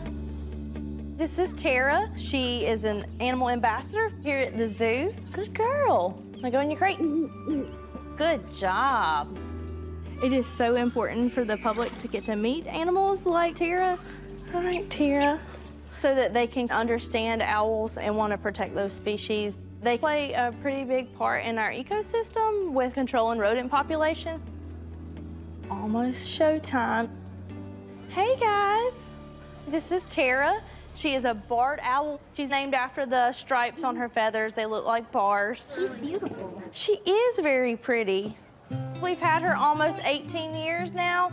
She came into our rehab center on site. Tara couldn't go back into the wild because she had some severe eye damage. She was flying into things, but she's such a great animal for our education program. She gets paid in mouse parts. Good job, Tara. You want a mouse head?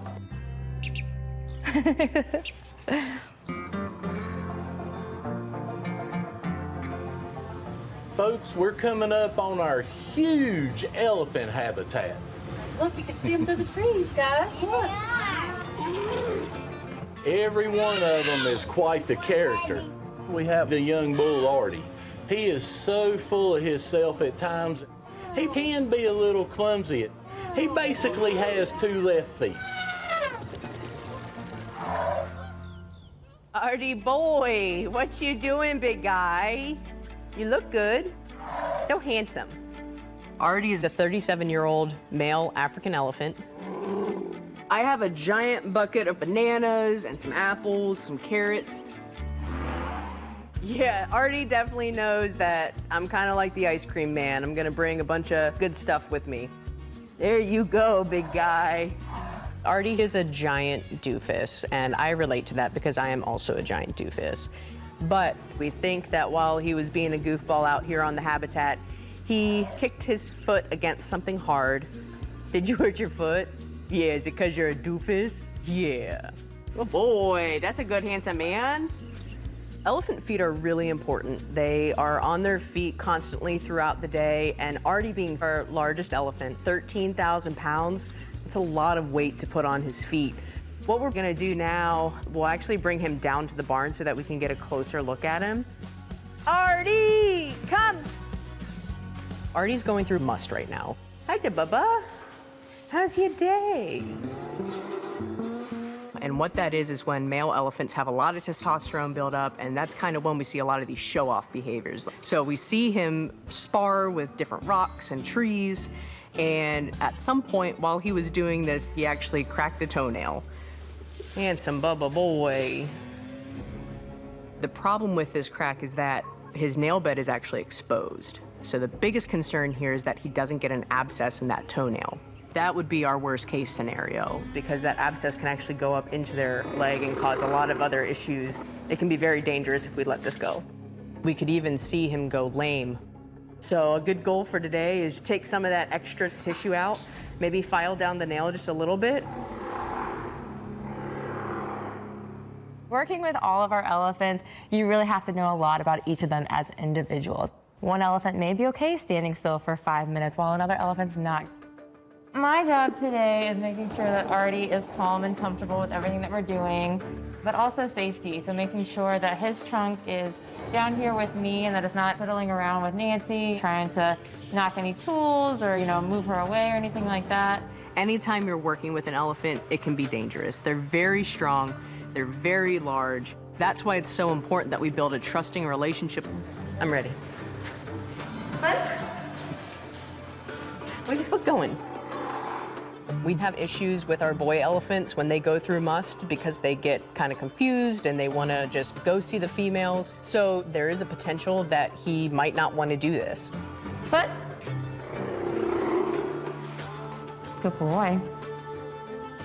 But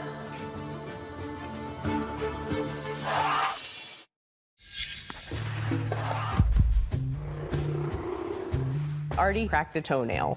It can be very dangerous if we let this go.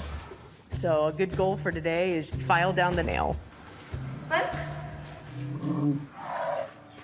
Artie's going through must right now. He's got a lot of testosterone. He might not want to do this. But where's your foot going?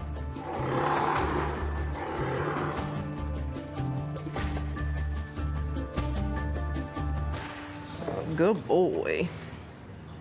All right, so it looks like he's got some bits that need to come off. I want to make sure the actual toenail itself is nice and smooth around here. And I'm also taking out some of this dead tissue that can dry up and cause some issues. I'm trying to open that up enough so that there aren't any pockets where debris can get trapped and then you can get that infection starting to fester.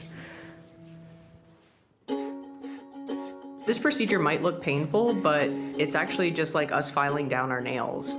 And so because those nails grow down rather than out, we want to make sure that when they're walking around, they're actually walking on the pad of their foot. The pad acts like our sneakers do, so that if they step on rocks or anything like that, they can't feel it. As this tissue continues to grow out, we'll need to keep trimming on it. His nail grows really quick. We're opening 2.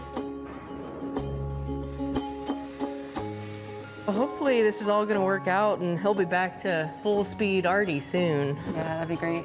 But our job is just keep it clean. Good boy, Bubba. You are the gentlest of giants. Artie did a great job. We're gonna keep an eye on him to make sure that we don't see any issues. Artie, come. And hopefully we'll get this all figured out. Bubba boy, you did so good. Yes, you are a brave, brave elephant. This is definitely a mani-pedi day, a nice spa day for Artie. The only thing that's missing are mimosas.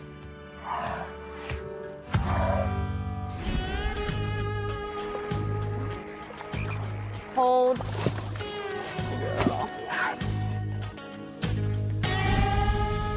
So how comfortable are you handling snakes? I'm pretty comfortable. Okay, well, my routine with snakes, I always give it a nice little tap on the head. So he's back kind of into the corner, and I would pull the body out. You're not done yet? Don't you have work to do? Yeah, supervising you. Another day in paradise. Today, we are going to start the mite treatment. Not only are we going to treat the snake, but we're going to treat the enclosures as well. They're not always on the animal. For us to rehome these guys, we're going to have to get rid of these mites. We're applying the mite treatment. It's a miticide. It's safe to put directly on the reptiles, and what we're going to do is coat the animals, and that will begin killing the mites instantly. Oh, there you go. Lovely. Oh my God. Yeah. When was the last time you got pooped on by a snake? Oh, it hasn't been that long ago.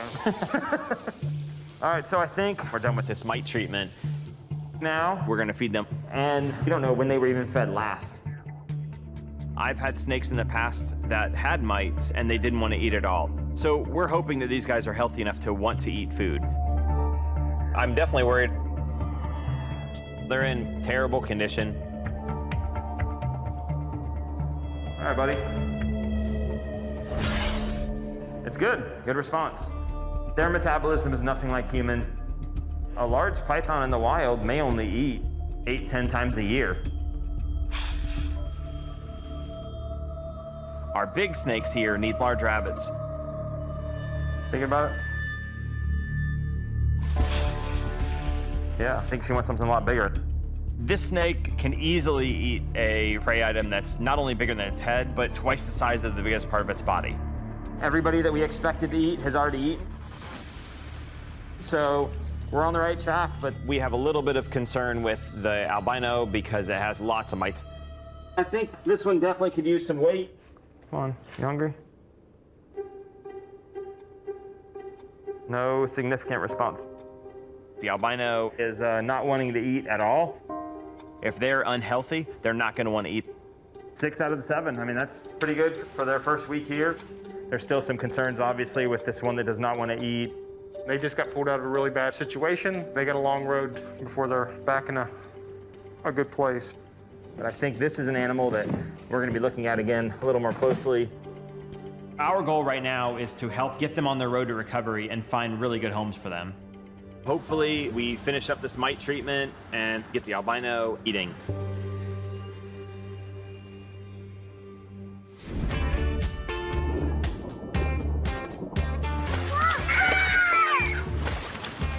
Right there. Hi, Littlefoot.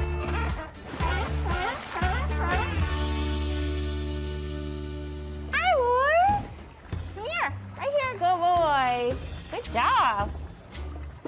Our 2 harbor seals are half-brothers. Their names are Ronan and Paco. They are 13 years old. This is Paco. Good boy. Okay, wait, hi. Good. Fish. Hey, would you be able to come down to Arctic Fox for a second? Can you give me about 20 minutes? Is there any way that you can come right now? Sure, I'm on my way. Emergency calls don't necessarily happen that often, but we have to be prepared for them just in case, because you never know what the day's gonna throw at you.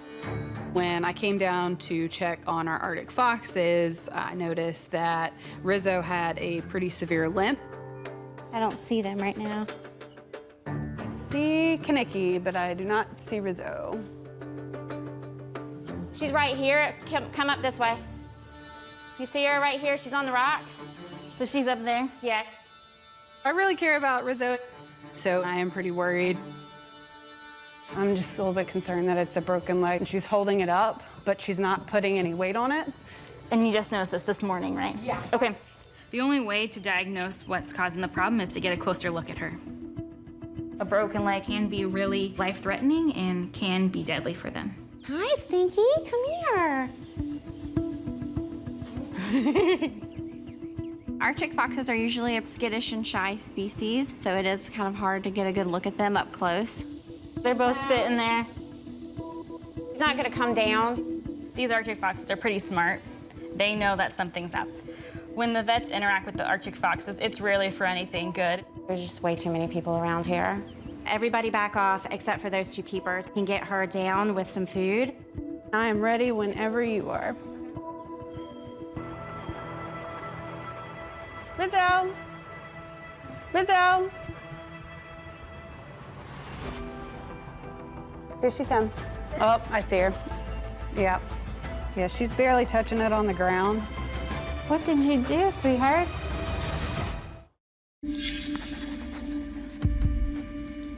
When I came down to check on our Arctic foxes, I noticed that Rizzo had a pretty severe limp.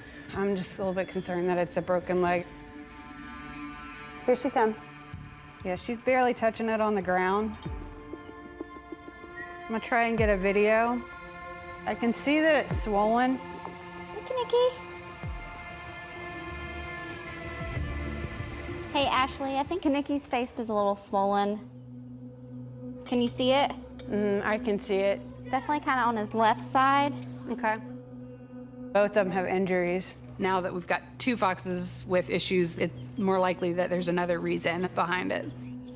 What did you do, sweetheart?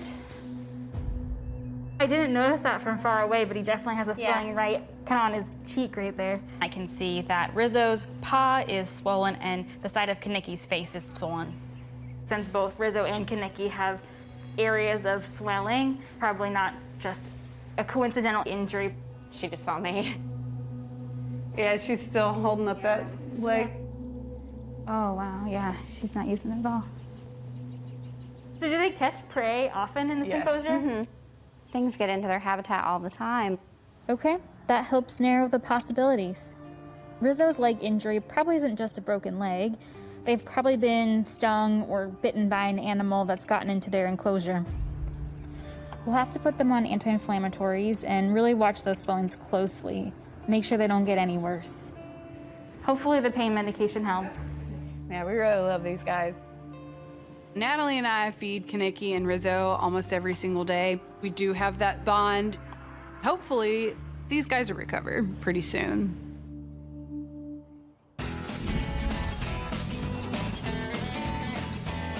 There you go.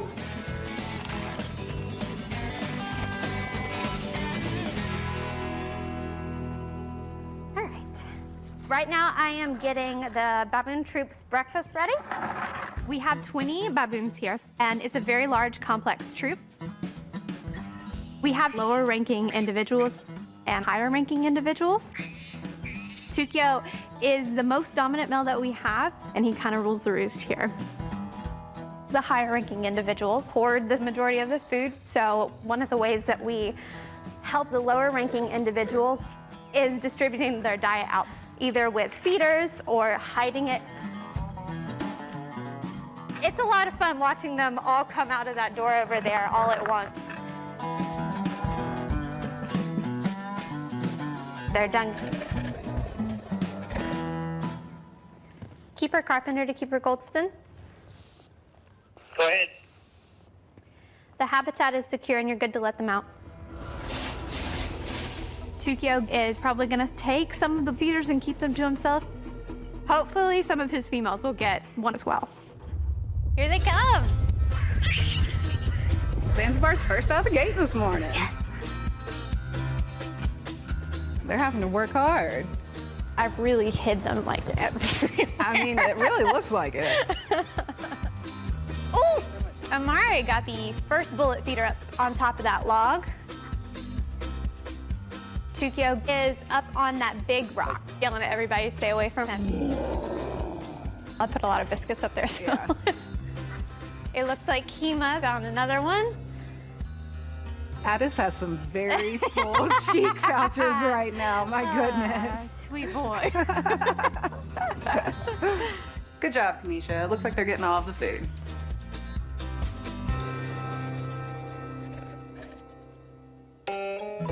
This is their big graduation test. Will they pass fish school? That is to be determined. So today's really important. I am getting some live fish for our otters. Otters have to hunt and forage to find their own food. In the wild, it's not served to them on a platter. This is not going to be an easy challenge for them. They have to hunt, and that is what we're testing. You're testing for yourself too? Apparently so. You're not helping. They're right there. Thank you. I got him. I got 2. There, I think that's plenty for today. I get real nervous at each stage. This is the first time they're gonna see a live fish. They could absolutely not know what to do with it. All right, this is their big graduation test. So today is a pivotal moment. We're going to determine if they have those skills to survive on their own.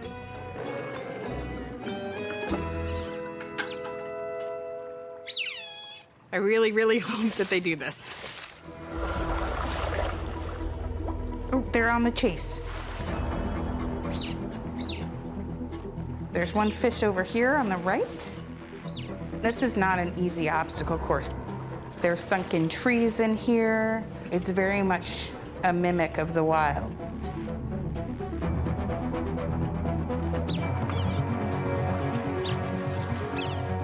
They don't care. I haven't eaten them. This is really important. If they can't hunt, then they can't be released.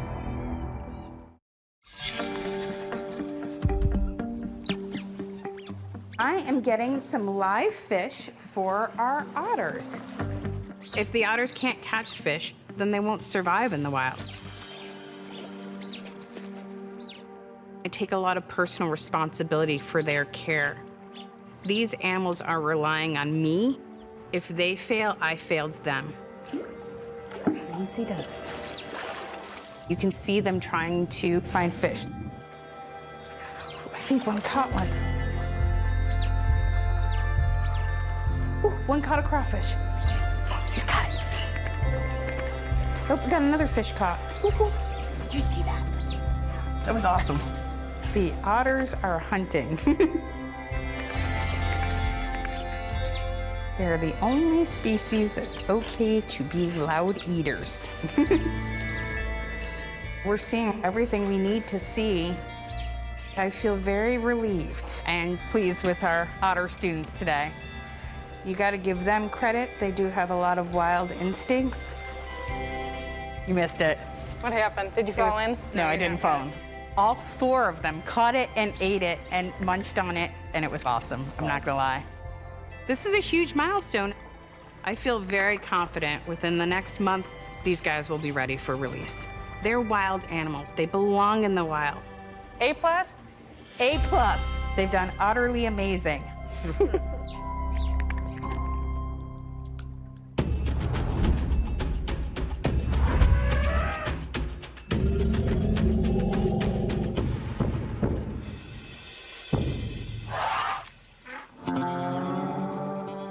Deb, we're ready whenever you are. You're good. Opening 10. 10-4.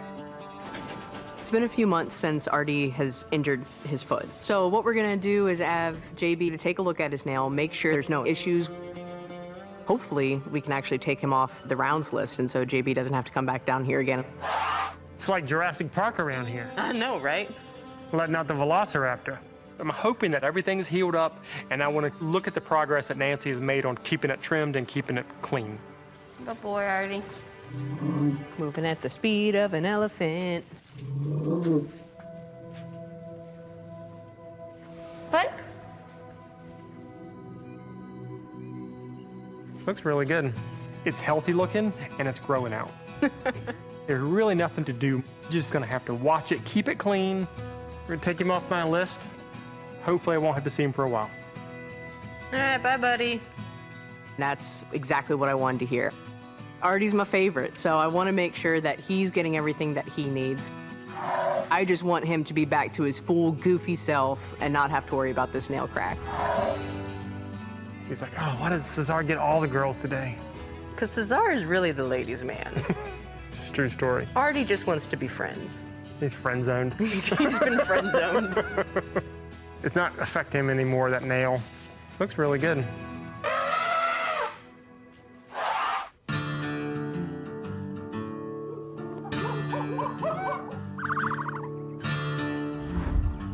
Dustin, what's the plan here, buddy? So my goal today is to finish up this mite treatment, see the overall health of the albino, checking to make sure that every snake eats and none of us get eaten. Oh, one of them's actually out of the tub. Look at this. You can tell these snakes just feel significantly better than they did when we first got them here. They're much more alert. She's come out to greet Dustin. Nope, see, that's not rabbit. You're good.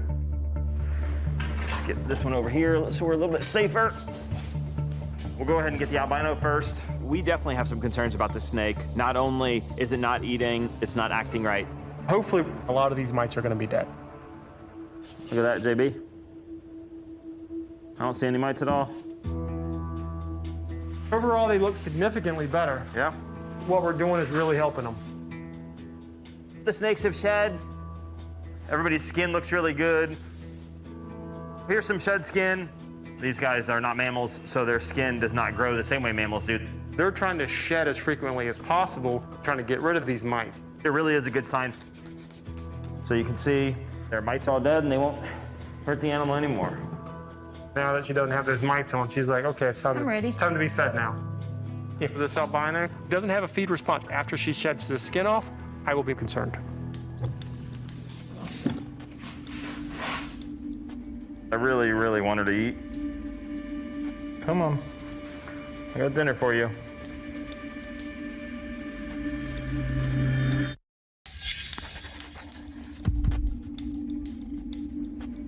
We'll go ahead and get the albino first. We definitely have some concerns about this snake. Not only is it not eating, it's not acting right. If she doesn't have a feed response after she sheds the skin off, I will be concerned. I really, really want her to eat. Come on. I got dinner for you. Come on.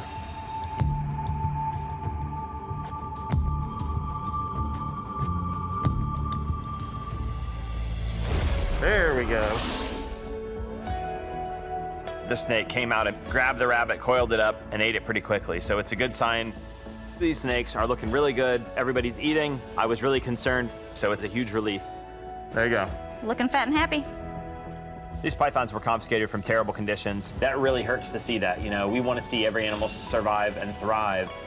I mean, the fact that we've now got 7 eating, now it's just up to you to find them a home. Well, about an hour ago, I got a call from 2 different zoos that are interested in snakes. That's great news. As a zoo, we want to help every animal that we can. And once you take that animal on, you owe it everything that you have. Every animal deserves the right to a healthy, stress-free life.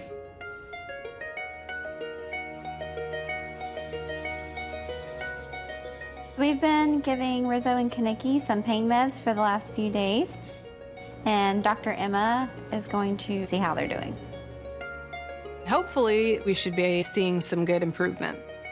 We think that the swelling is from a sting or a bite from a local animal. Whatever it was, it looked pretty painful. I'm still worried about them. You ready? Yep, I'm good. Rizzo. Good girl, Rizzo. Can you get a good look? Yeah, I can see it's still swollen a little bit, but not too much, and she's pretty good. Yeah, it's a relief. Kaniki! She's like, I'm hungry. I'll take some. Look at you. Good job, buddy. Wow, his face looks so much better. I really care about Rizzo and Kaniki. I enjoy seeing them every single day, so I'm definitely relieved that it's not more serious. Okay, great, that's all I needed. Based on how severe the swelling was and how quickly it resolved, They were probably just bitten or stung by a native animal that entered their enclosure. foxes will be foxes and it's their natural instinct to hunt. Hopefully they'll choose less dangerous animals to interact with in the future. Very true. Rizzo and Kaniki will lick their wounds and heal. But this zoo is nestled in acres of woodland, so we all have to learn to coexist with the wildlife around us.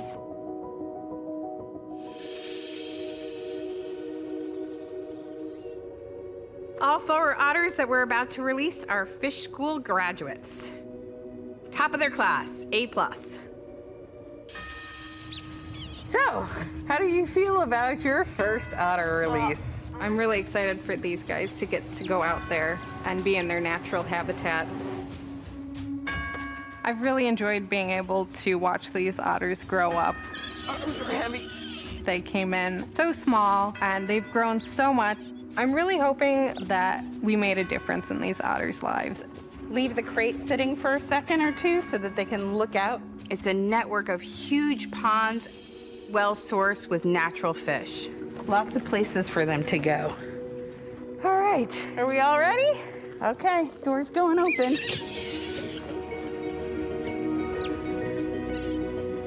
They're smart animals, so they're curiously investigating their surroundings. Go otters.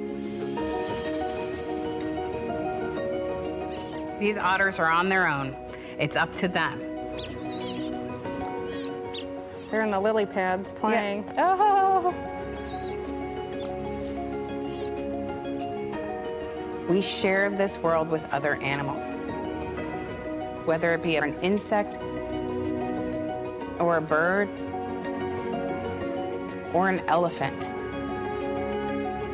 It's our responsibility and our duty as humans to do better by the animals around us.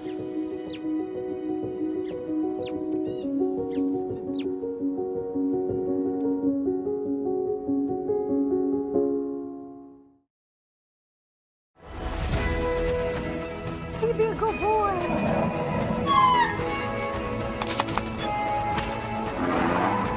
Oh, there's my big man.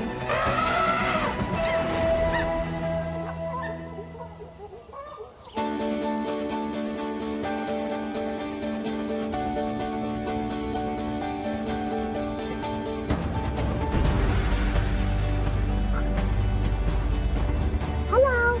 Oh, it's a sand cat. We have a ton of puzzle feeders for the Sandcats enrichment. Our Sandcats are Cosmo and Najma. Cosmo is 6 years old, Najma is 4. Sandcats are one of the smallest cats in the world, and they're the only cats that live strictly in the desert. So Najma and Cosmo get enrichment to elicit natural behavior. So we want them to work for their food and kind of do things that they would do out in the wild. In this case, a lot of it is digging, so they have to either lift up a flap or pull out a cube. I'm gonna use some little pinky mice to put in there. We'll see if they can figure it out. Najma! Come here, Naj! Come here, Naj. Come on. Cosmo, come here, buddy.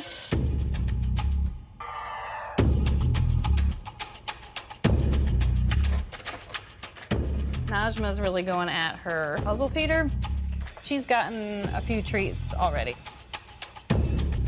And Cosmo has tipped his puzzle feeder over. He's not the brightest.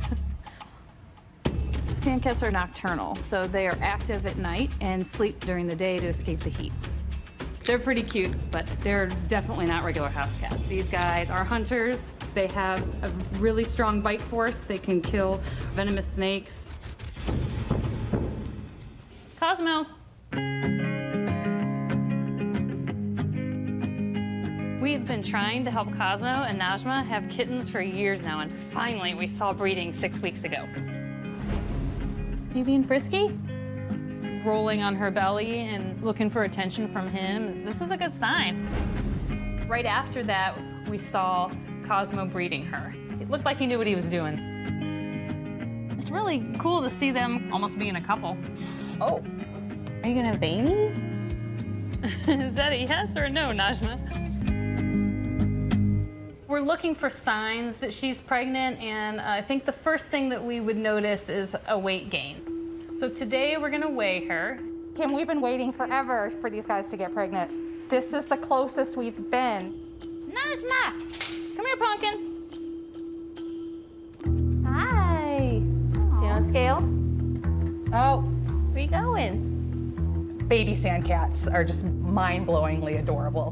Come here, Nash. That's not the only reason why we want to have baby sandcats here. Come here, bud. There are only about 30 sandcats in zoos in the United States. So it's just really important for the population overall. Her last weight 6 weeks ago, she was at about 2.4 kilograms. You gonna come over, please? Good girl, thank you. 2.7. 2.7. Oh, great, so that's an increase. That's good. That's an increase. Great. Yeah, Yeah, that's really exciting. I think that's a pretty good sign. They don't usually fluctuate that much.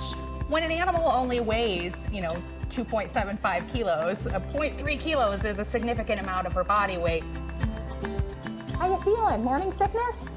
Like all my fingers, toes, everything's crossed. Maybe, just maybe, there's some babies in there. The next step is taking her to the hospital. The radiographs will be the true test.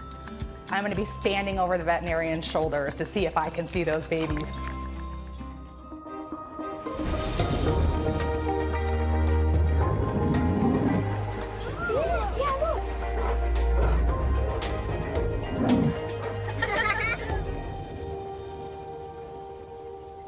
Luna! There she is. Come on, Nova. This is Nova and Luna. They're sisters. So cute. Nova's kind of chilled. Luna's much more active and energetic. I'm prepping some puzzle balls. I've put all kinds of treats in these. This is foraging enrichment that's eliciting in that natural behavior to look around for insects and use their long, sticky tongues. Luna! There you go. Good job, Luna. Black bears are really intelligent. They want the food, they're gonna figure out how to get to it. Come on, Nova. They can even figure out how to, break into somebody's car for food. Use your tongue. You can do it. You're such a good bear. North Carolina is home to over 11,000 black bears. A lot of cubs are orphaned due to road accidents and things like that.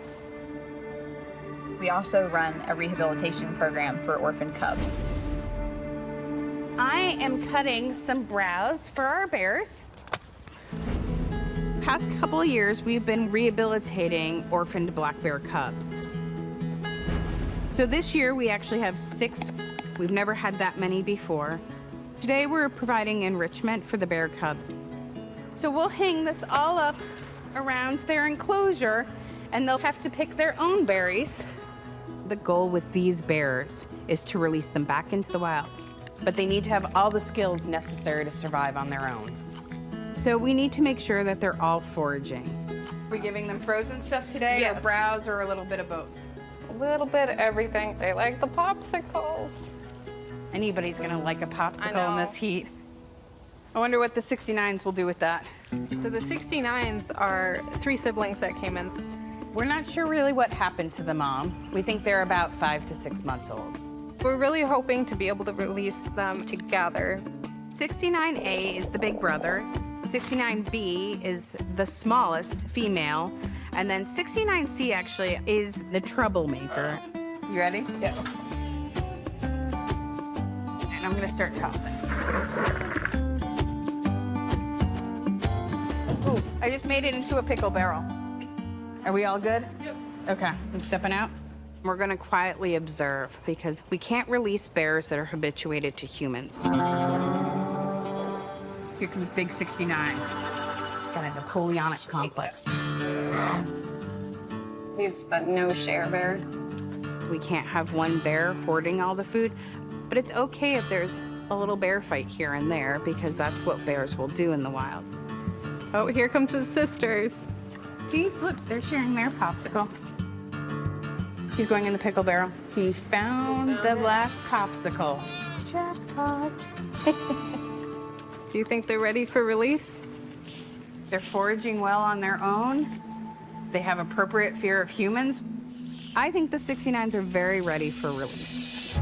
We can start planning the next step. We're hoping we can put GPS collars on them. The information we take from that helps us to do better by the bears in the future.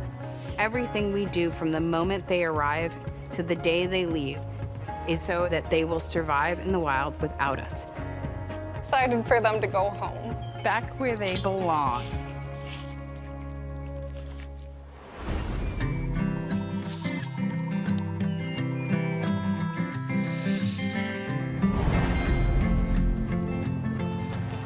she going the crate okay for you guys? No, she's a little cranky. Today's the day we find out if Najma's pregnant. We're gonna do some radiographs.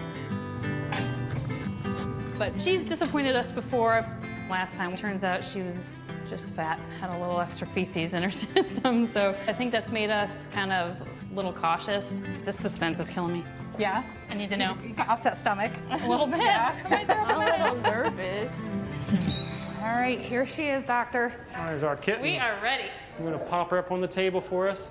So she's gained a little bit of weight, which is good, but last time she kind of tricked us. Yes. She didn't have a kitten in there, she had a little bit extra poop in there. There you go. Gestation for a sand cat is right around 9 weeks. Najma and Cosmo bred about 7 weeks ago. So we're hoping by this point, if she's pregnant, we're gonna be able to see this on radiographs. All right, let's do it. We're not getting too hopeful, but secretly we're too hopeful. And actually, let's turn her around so we get more of the kitten in there. This is our 3rd breeding season, and we still haven't had a kitten. Sand cats can have multiple kittens. Average, you're probably thinking about 3 to 4, but any new sand kitten is going to be great for the population as a whole. We're going to go out wide. If she's pregnant, we don't want to anesthetize her. So we're going to do what's called a box radiograph and shoot right through the box. Okay, everybody? Everybody run away. Shut that door. So the problem with a box radiograph is the animal has to remain still. She's obviously a little nervous, but we only need a split second. Might be a bit challenging. They don't hold still a lot in sand cats. Come on, Najma, quit moving. Come here, Nash. Come on. Hold on, hold on, hold on. Take it now. Clear. That's a good one. If she's got babies in there, you're going to be able to identify each individual kitten by individual skeleton. Moment of truth. This suspense is killing me. I don't know if that's poop, colon, going this way. Like what happened last time. This is all poop. I don't see a kitten. Moment of truth. Today's the day we find out if Najma's pregnant. I'm hoping that the radiographs tell us for sure. This is a pretty big deal. This is all poop.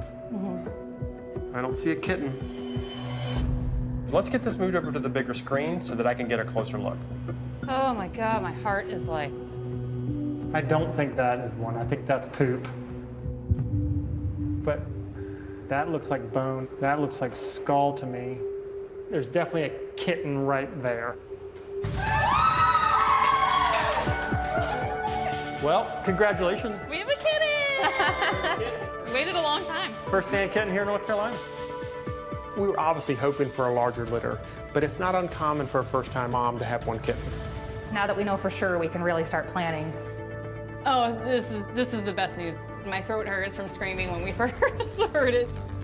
Kitty! All right. I'm super excited, but still a little nervous. I mean, we still don't know the health of the kitten and what she's going to be like as a mother, so there's a lot of unknowns still, but we're excited.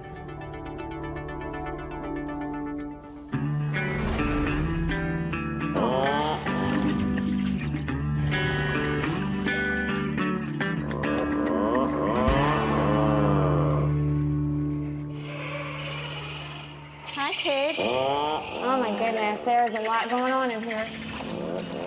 At the North Carolina Zoo, we have horned puffins.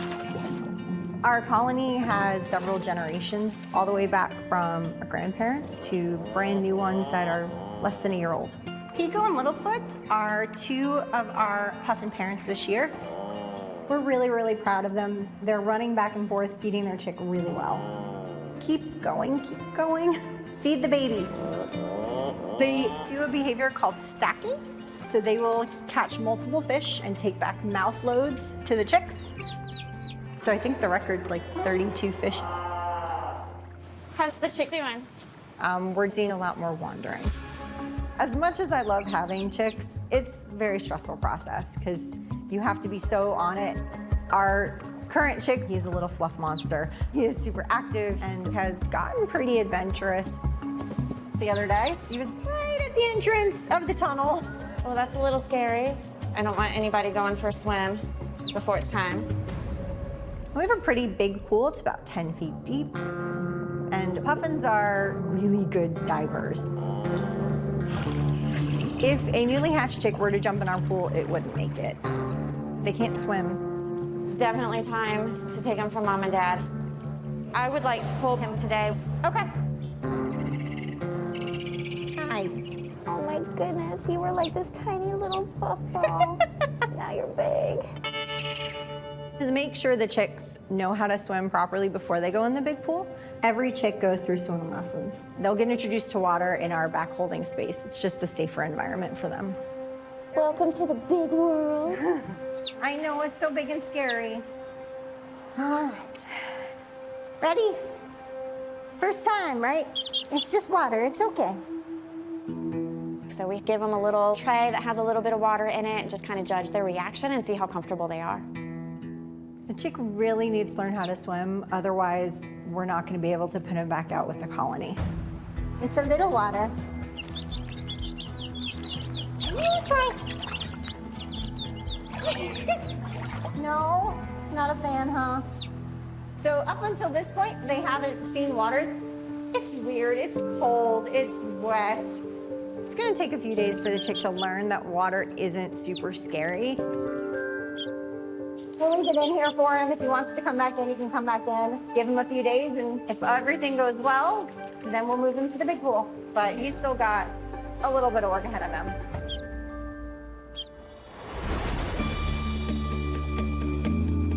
I hope you had a blast today at the North Carolina Zoo. Bye-bye. See you tomorrow.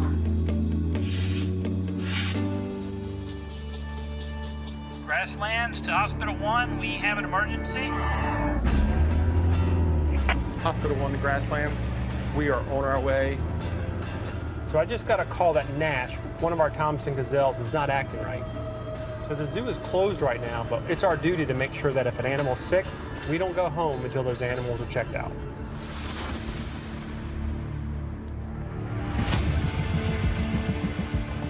You see that one down on the hill? Yep. Is that him? Yep. Okay. He does not look good. Nash is one of our younger Thompson gazelles. He's been hand-raised, so the keepers know these animals better than anyone. When you work with these animals every day and form a bond with them, you can tell when they're sick. So I'm worried about Nash, and I hope he'll be okay. He has isolated himself from the group. When you've got a herd animal that's not keeping up with the rest of the herd, you know something's seriously wrong. He's walking really slow. The question is, what's going on? This could be a pneumonia. This could be some viral infection. And we're not going to be able to tell that without getting our hands on him. Nash is very skittish, so we'll probably have to get JB to anesthetize him with the dart gun. You hate darting an animal that doesn't feel well, but it's oftentimes the only way we can get him in hand. That's him. He's right in front of us. Can you get just a touch closer?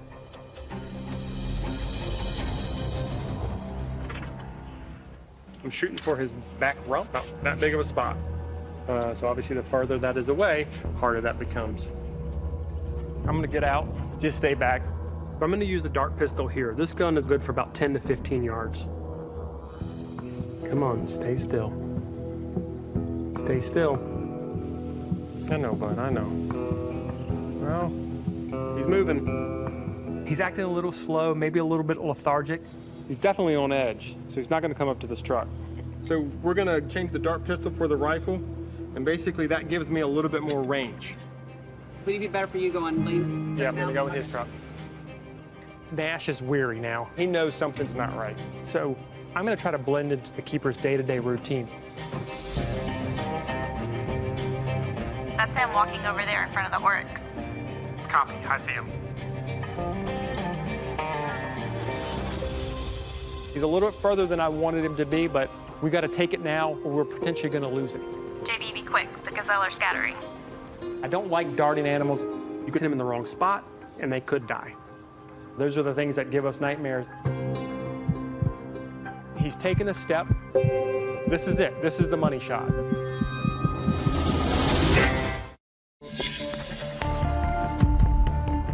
Nash, one of our Thompson gazelles, is looking pretty sick today. And the only way I'm gonna get a closer look at him is to anesthetize him using the dart gun. He's taken a step. This is it. This is the money shot. Dart hit, he's off. Perfect shot. The dart is in. It looked like a good hit. He's heading towards the rhinos. The concern out here is the rhinos. Rhinos can be nosy, and they weigh 4,000 pounds. So you don't want them getting in your business. Once we get past these trees here, it's about 3 bollards over. We're going to slide him into the back of the truck just because you have rhinos out here. Rhinos are big, and they're dangerous. And they may be coming over to investigate what's going on. We want to get Nash off habitat as quickly as possible. Somebody grab the head. There we go. If we were to spook them, they could charge right through us. Okay, you got him? Just come this way. Rhino, 12 o'clock. Hey, that rhino's pretty close. Let's keep moving. Just take his head from him. I got this. That was close. Honestly, at this point, I don't have a clue what's going on with Nash. But first thing we got to do is we got to get him stabilized. Okay, let's get him on the move. We got to get him somewhere safe. I need to get to the bottom of this before it's too late. Kim, we're going to pull him off where you're at, Lane. Okay. We've got him under anesthetic, so I can get a really good physical exam. But there's always risk associated with any anesthetic procedure. You want to get it done as quickly as possible. Too long or too deep, he goes. We're going to do a quick assessment of Nash using a portable blood gas machine. This machine is going to give us a level of minerals in his blood. And hopefully this will give us some kind of clue of what's going on today. And his calcium is 0.25. That's not right. The amount of calcium that he has in his body is really, really low. He may have not eaten for the last couple of days. That could explain a lot of the clinical signs that we're seeing. When you have low calcium, your muscles just don't work. We're going to have to replace that calcium. If not, we're going to continue to see this animal just probably fade away. Mine's ready to go. Okay. We're going to administer that calcium through this jugular vessel. We got to administer this calcium pretty slowly, because if we give it too quickly, we can cause some changes in his heart rate. And he could potentially have a cardiac arrest. So we hooked up the ECG so we can monitor his heart rate. Are you holding up? I'm worried, of course. It's scary to watch, but hope we got to him in time. Okay, calcium is in. What we're going to do is we're going to let this circulate for about 5 minutes. We still don't know exactly why the calcium is low. I may never know. That is just the name of the game. Sometimes you can fix a problem and still not know what the problem was.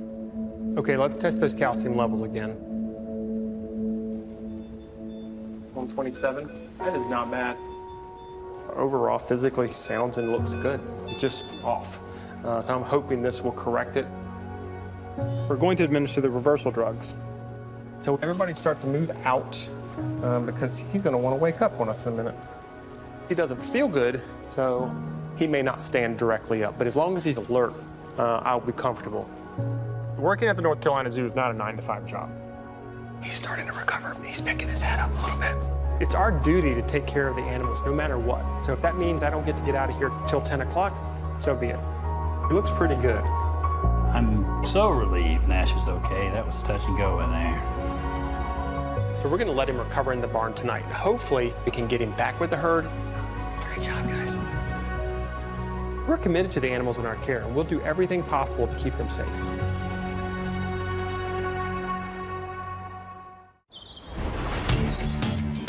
We got some treats over here. There's some alfalfa hay in there. This is going to be fun. This is my first bear cub release. The 69s are showing the necessary foraging skills to be released back into the wild. So today we're going to be fitting GPS collars on them. Nope, back up a little. This is a collaborative effort with the North Carolina Wildlife Resources Commission. Very good. Colleen will be the lead biologist. Are all of these bears going in the same crate? You got it. But before that, we're going to put a tracking collar on the cubs. How much life does this give you?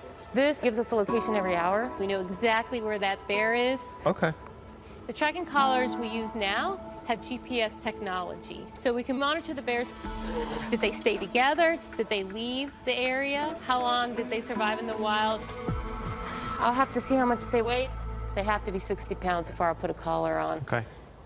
We don't want to put a collar on a bear that's just not physically capable of moving around with a heavy collar. So there's a weight cutoff.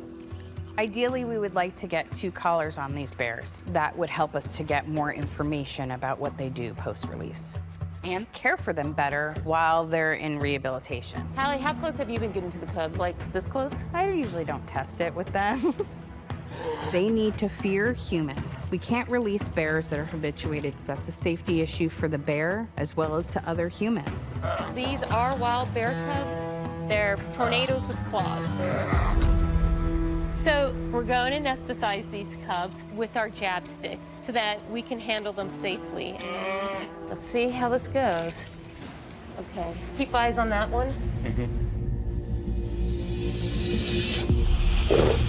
I got the male. Watch, watch, watch. Yep. He seems to be completely under the drug. 1, 2, 3. Let's put him on the scale. The magic number today is 60 pounds. Come on. Oh my God. 76 pounds. We like fat bears. The zoo has been feeding the cub well. There you go, buddy. When we fit a collar on a bear, we have ways to make sure it's loose enough. You can get 2 hands between the collar and the bear's neck, then that's a good fit. The collars will automatically fall off after 5 months. 1 down, 2 more to go. All right, we'll do like we did before. Okay, she got it. She's out. Okay, so now we're gonna weigh 69B. The smallest bear cub, she's 55. Yep, 55. They have to be 60 pounds. We're not gonna put a tracking collar on her. We've gotta stick to that threshold. We have another chance with 69C. All right, you guys are ready? I'll let you go first. Now that her siblings are gone, she doesn't have any of the other cubs to hide with, so we're not quite sure how she's gonna react. Okay. That's a good spot if she stays up there.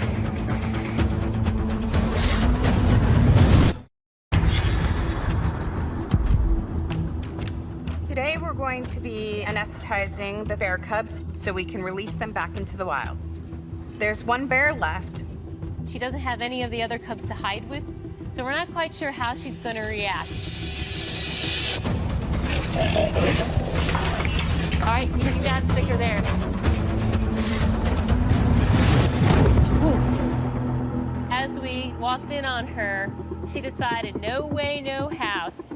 She turned on me. She's a little fighter. She's down. We're not super worried about her falling. She was a climber, but that's what bears do. We're more worried about her overheating because of getting all worked up. Temp is 102.5. 102.5? Yep. She's overheated. That cub's life is in my hands. If her temperature continues to elevate, she could actually suffer brain damage. She's at 103.2. Yeah, let's go ahead and cool her down a little. I've got ice packs on her. We're moving as quickly as possible to get her cooled down. How's the temperature? It's 100.0. And it looks like it's working. Temperature's holding. We're in good shape. I'm relieved. I was very worried. Let's go ahead and weigh 69C. If she's heavy enough, we'll be putting a GPS collar on her. 63 pounds. I was so happy. Today's a good day. Today is a good day. Good news with this bear, she was just over 60 pounds, and so she meets the threshold for also wearing a tracking collar. All right, we're good to go with her. Good work, everybody. We have 2 of the 3 siblings collared, so we can monitor these bears remotely. That, to me, is the most exciting and amazing opportunity because the information we can take from that helps us to do better by the bears in the future.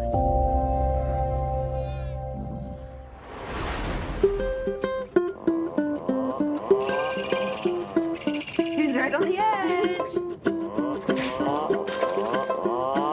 I'm good with trying the big pool. You good with that? Yeah, let's give that a try. See how it goes. We've been doing our swimming lessons in shallower bins for probably about a week now. And today we are going to graduate to our bigger holding room pool. Oh, it's so cold. The pool is probably about 4 feet deep. Definitely too deep for a puffin to be able to stand in it. Sarah is going to be the land person, just in case chick wanders out. I will be making sure the chick is okay in the pool. What we want to see from our swim lessons is a chick that can float confidently. We're not going to put them in the habitat pool until they are comfortable in the water. Ready? Yes. Hello. I know. She's like, wait, where are we going, guys? Learning to swim is very much an individual experience. It's okay. I promise. We have some chicks that take to water like a puffin, and we have others that want nothing to do with it. Ready? Cool. Use your feet.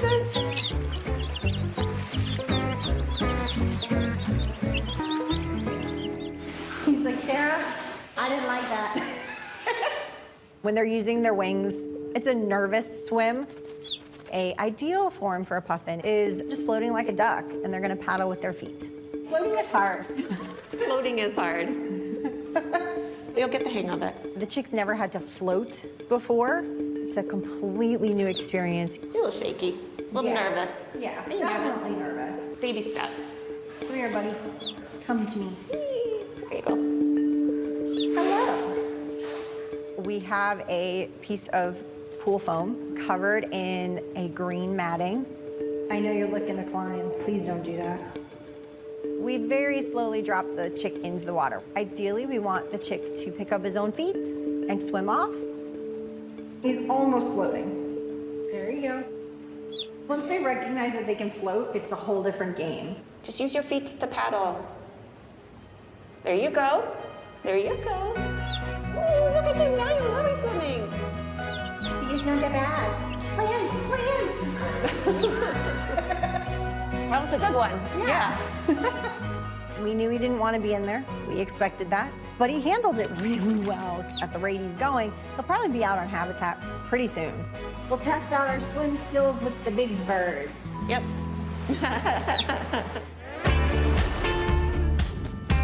Good morning.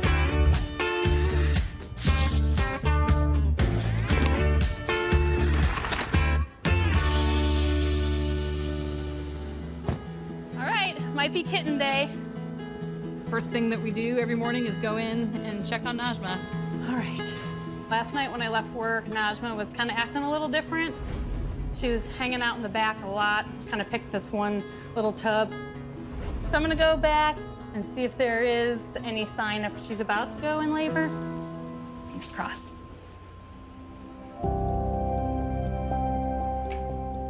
She's getting closer to the end of her birthing window, so getting a little nervous. If it goes on too long, there could be some complications. Can't quite see. Oh, she's all tucked up, like maybe there's something in there with her. Can't see anything apart from her fluff right now. Come on, Najma, just shift over.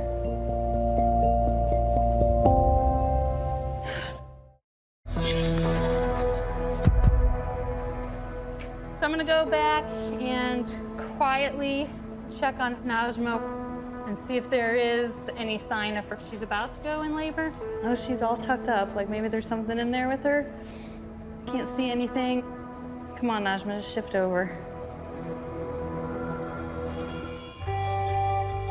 There's a kitten. See a kitten by her belly? I got it. It's pretty cute. This is awesome. We've been waiting for this for a couple years, so this is big news. I'm so excited. She hissed at me, and that's very good. We want her to be protective of the kitten. Keeper Van Spronson and Keeper Clausen. Good. Can you come back to Sandcat holding, please? Coast and clear. Hey. Hi. Do we have a little present? Oh my god, it's so small. The kitten's like smaller than the palm of my hand. Cutest. animal in the world. Najma's being a good mommy. She's a first-time mom, so we didn't know what to expect, and she's protecting the kitten, she's cleaning it, and she's nursing. I'm proud of Najma. She's doing a great job. We're just going to be very hands-off and let her bond with her kitten and not disturb her. One of the missions of the zoo is to give these animals the best lives possible. That's what I've wanted to do for years, so their best life is my best life. We gotta call everybody. Yeah! So excited. Oh, I love this kitten already.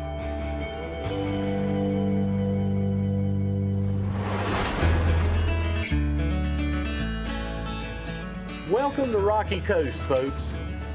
We have polar bears, sea lions, and the puffins. You will absolutely love watching the puffins dive under the water.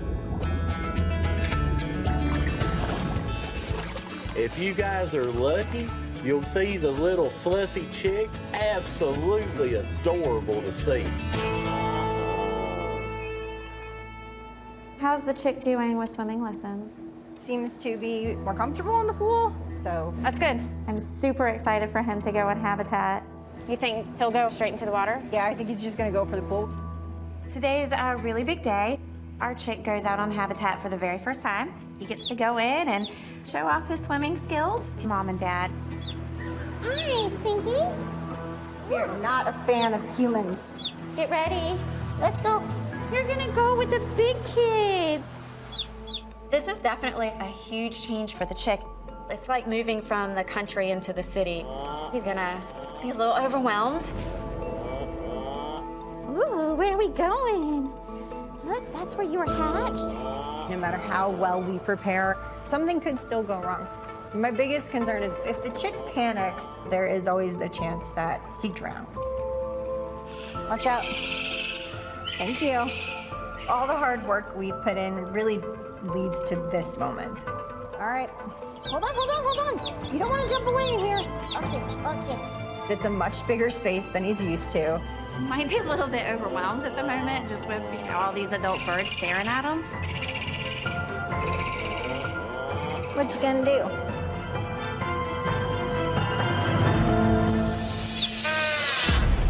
Oh, you got in the water. Oh God, he's panicking.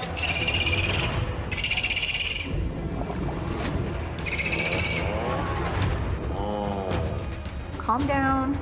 Remember how to float. Oh, he's floating. Good job.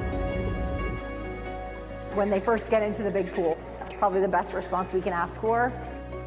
The swimming lessons totally paid off. Even though he had a panic moment, he still was able to swim and get out. For a bird that's not super comfortable in the water yet, he handled it really, really well. So now that the chick has settled onto Habitat, it is time for us to find out his name. We're letting our adults vote on the names of the chick. So there's 3 different names, and each colored egg represents one of those names. We've never done this, so this is the first time we're doing this. So once the eggs are put out, whatever the adults go to first is the name of the chick.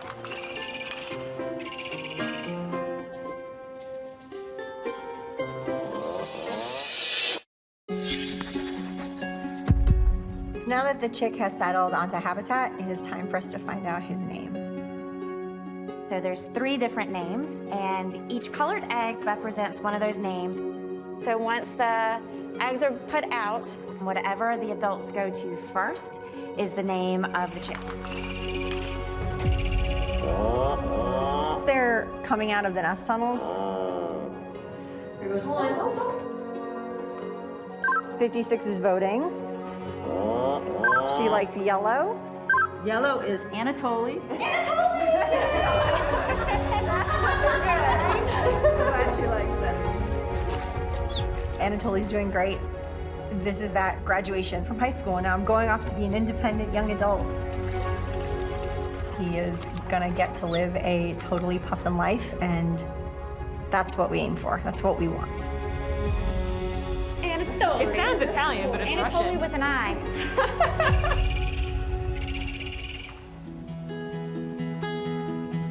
am heading over to the desert. Today's the big day for Najma's little one. We're going to go in and do its first kitten exam. We've been trying to get Najma pregnant for several years now, so having a healthy kitten is going to be a huge thing for the zoo family. Good morning, Kim. Hey, How are they doing? How's Mom? Mom's doing a great job. She's been super caring, but also kind of playful with the kitten. Big thing for us today is find out what the sex is. Is it going to be a boy or a girl? You got a preference? I want it to be a girl. Me too, but I'll take anything that's healthy. We're going to do a good once-over. Hopefully everything looks good. I know, baby. Oh, I'm sorry. Look at that. Fierce little kitten. Okay, I'm going to have you pick it up just a little bit. I'm going to try to take a look in his eyes. Oh, I know that's bright. So far, eyes look good. So the big thing for me is, does their heart sound good? There could be some underlying things that we're not seeing physically from the cat, which can shorten this kitten's life expectancy. The heart sounds really good. It's strong. We got a good, healthy kitten here. Yay. At 6 weeks old, I have no concerns for this cat. Now to do the moment of truth. Are y'all ready? Yes. Big moment. You want to know what it is? Yes. It's a little girl. It's a girl! It's a little girl. Yeah. That's what we wanted. That's what I wanted. This is huge for Cosmo and Najma because now they're a proven breeding pair, and Najma is successfully raising a kitten, and we'll hopefully have more kittens in the future. Najma, come get your kitty. She's in there. Good girl, Najma. She's so chill. Oh, look, here she comes. Oh my goodness. I know. Oh, look at that. She's like, yeah, I'll eat that. You leaving? She's like, yep, and we're done. Oh, good exam. Good job, guys. Kind of great. It takes a team of people to deliver the best care possible for these animals. I'm really, really proud of the breeding program. This kitten has a brand new set of genetics. She's going to be a great addition to the population as a whole. Whether we're rehabilitating native wildlife, saving an animal in distress, or helping a newborn baby, we always do the best for the animals in our care. It's not only our duty as veterinarians and keepers, but actually a privilege and a joy to watch these animals thrive. Let's get these guys back in the wild. We are on our way to the mountains with a crate full of bear cubs. They were orphaned in the mountain region, so we'll release them there.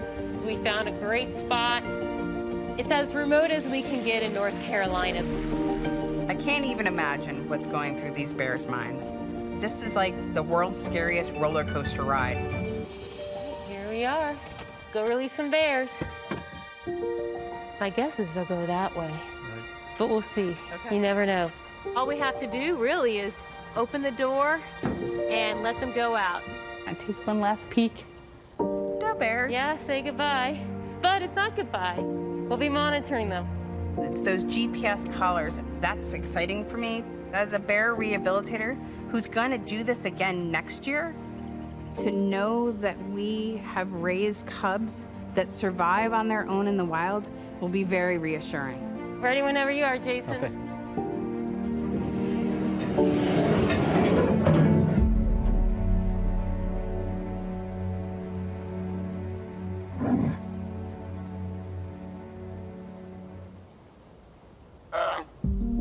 One stuck its head out. I think we saw each other. If the first thing they see is a human, then they're probably gonna go back into hiding. They're not moving out on their own, so we're gonna have to poke the bear. Come on, bears. Come on. Clapping's a really intense noise. That'll be the encouragement they need. It looks like it's working. Come on, go back home. There you go. Go bears. They literally leapt out of that crate, started with 69B. Sometimes the smallest things are the bravest. That's actually the perfect release. When they take off that quick, that's a sign that, yep, They don't want to be around people. That was very cool. Thanks for helping taking care of these cubs, getting them nice, big, and fat. Hopefully we're the last people they ever see. Yes, definitely. I hope that they live a long, healthy life, that they find other bears and never come in contact with humans again. We've done everything we can to help them. Now the door is open for the next animals that need our help.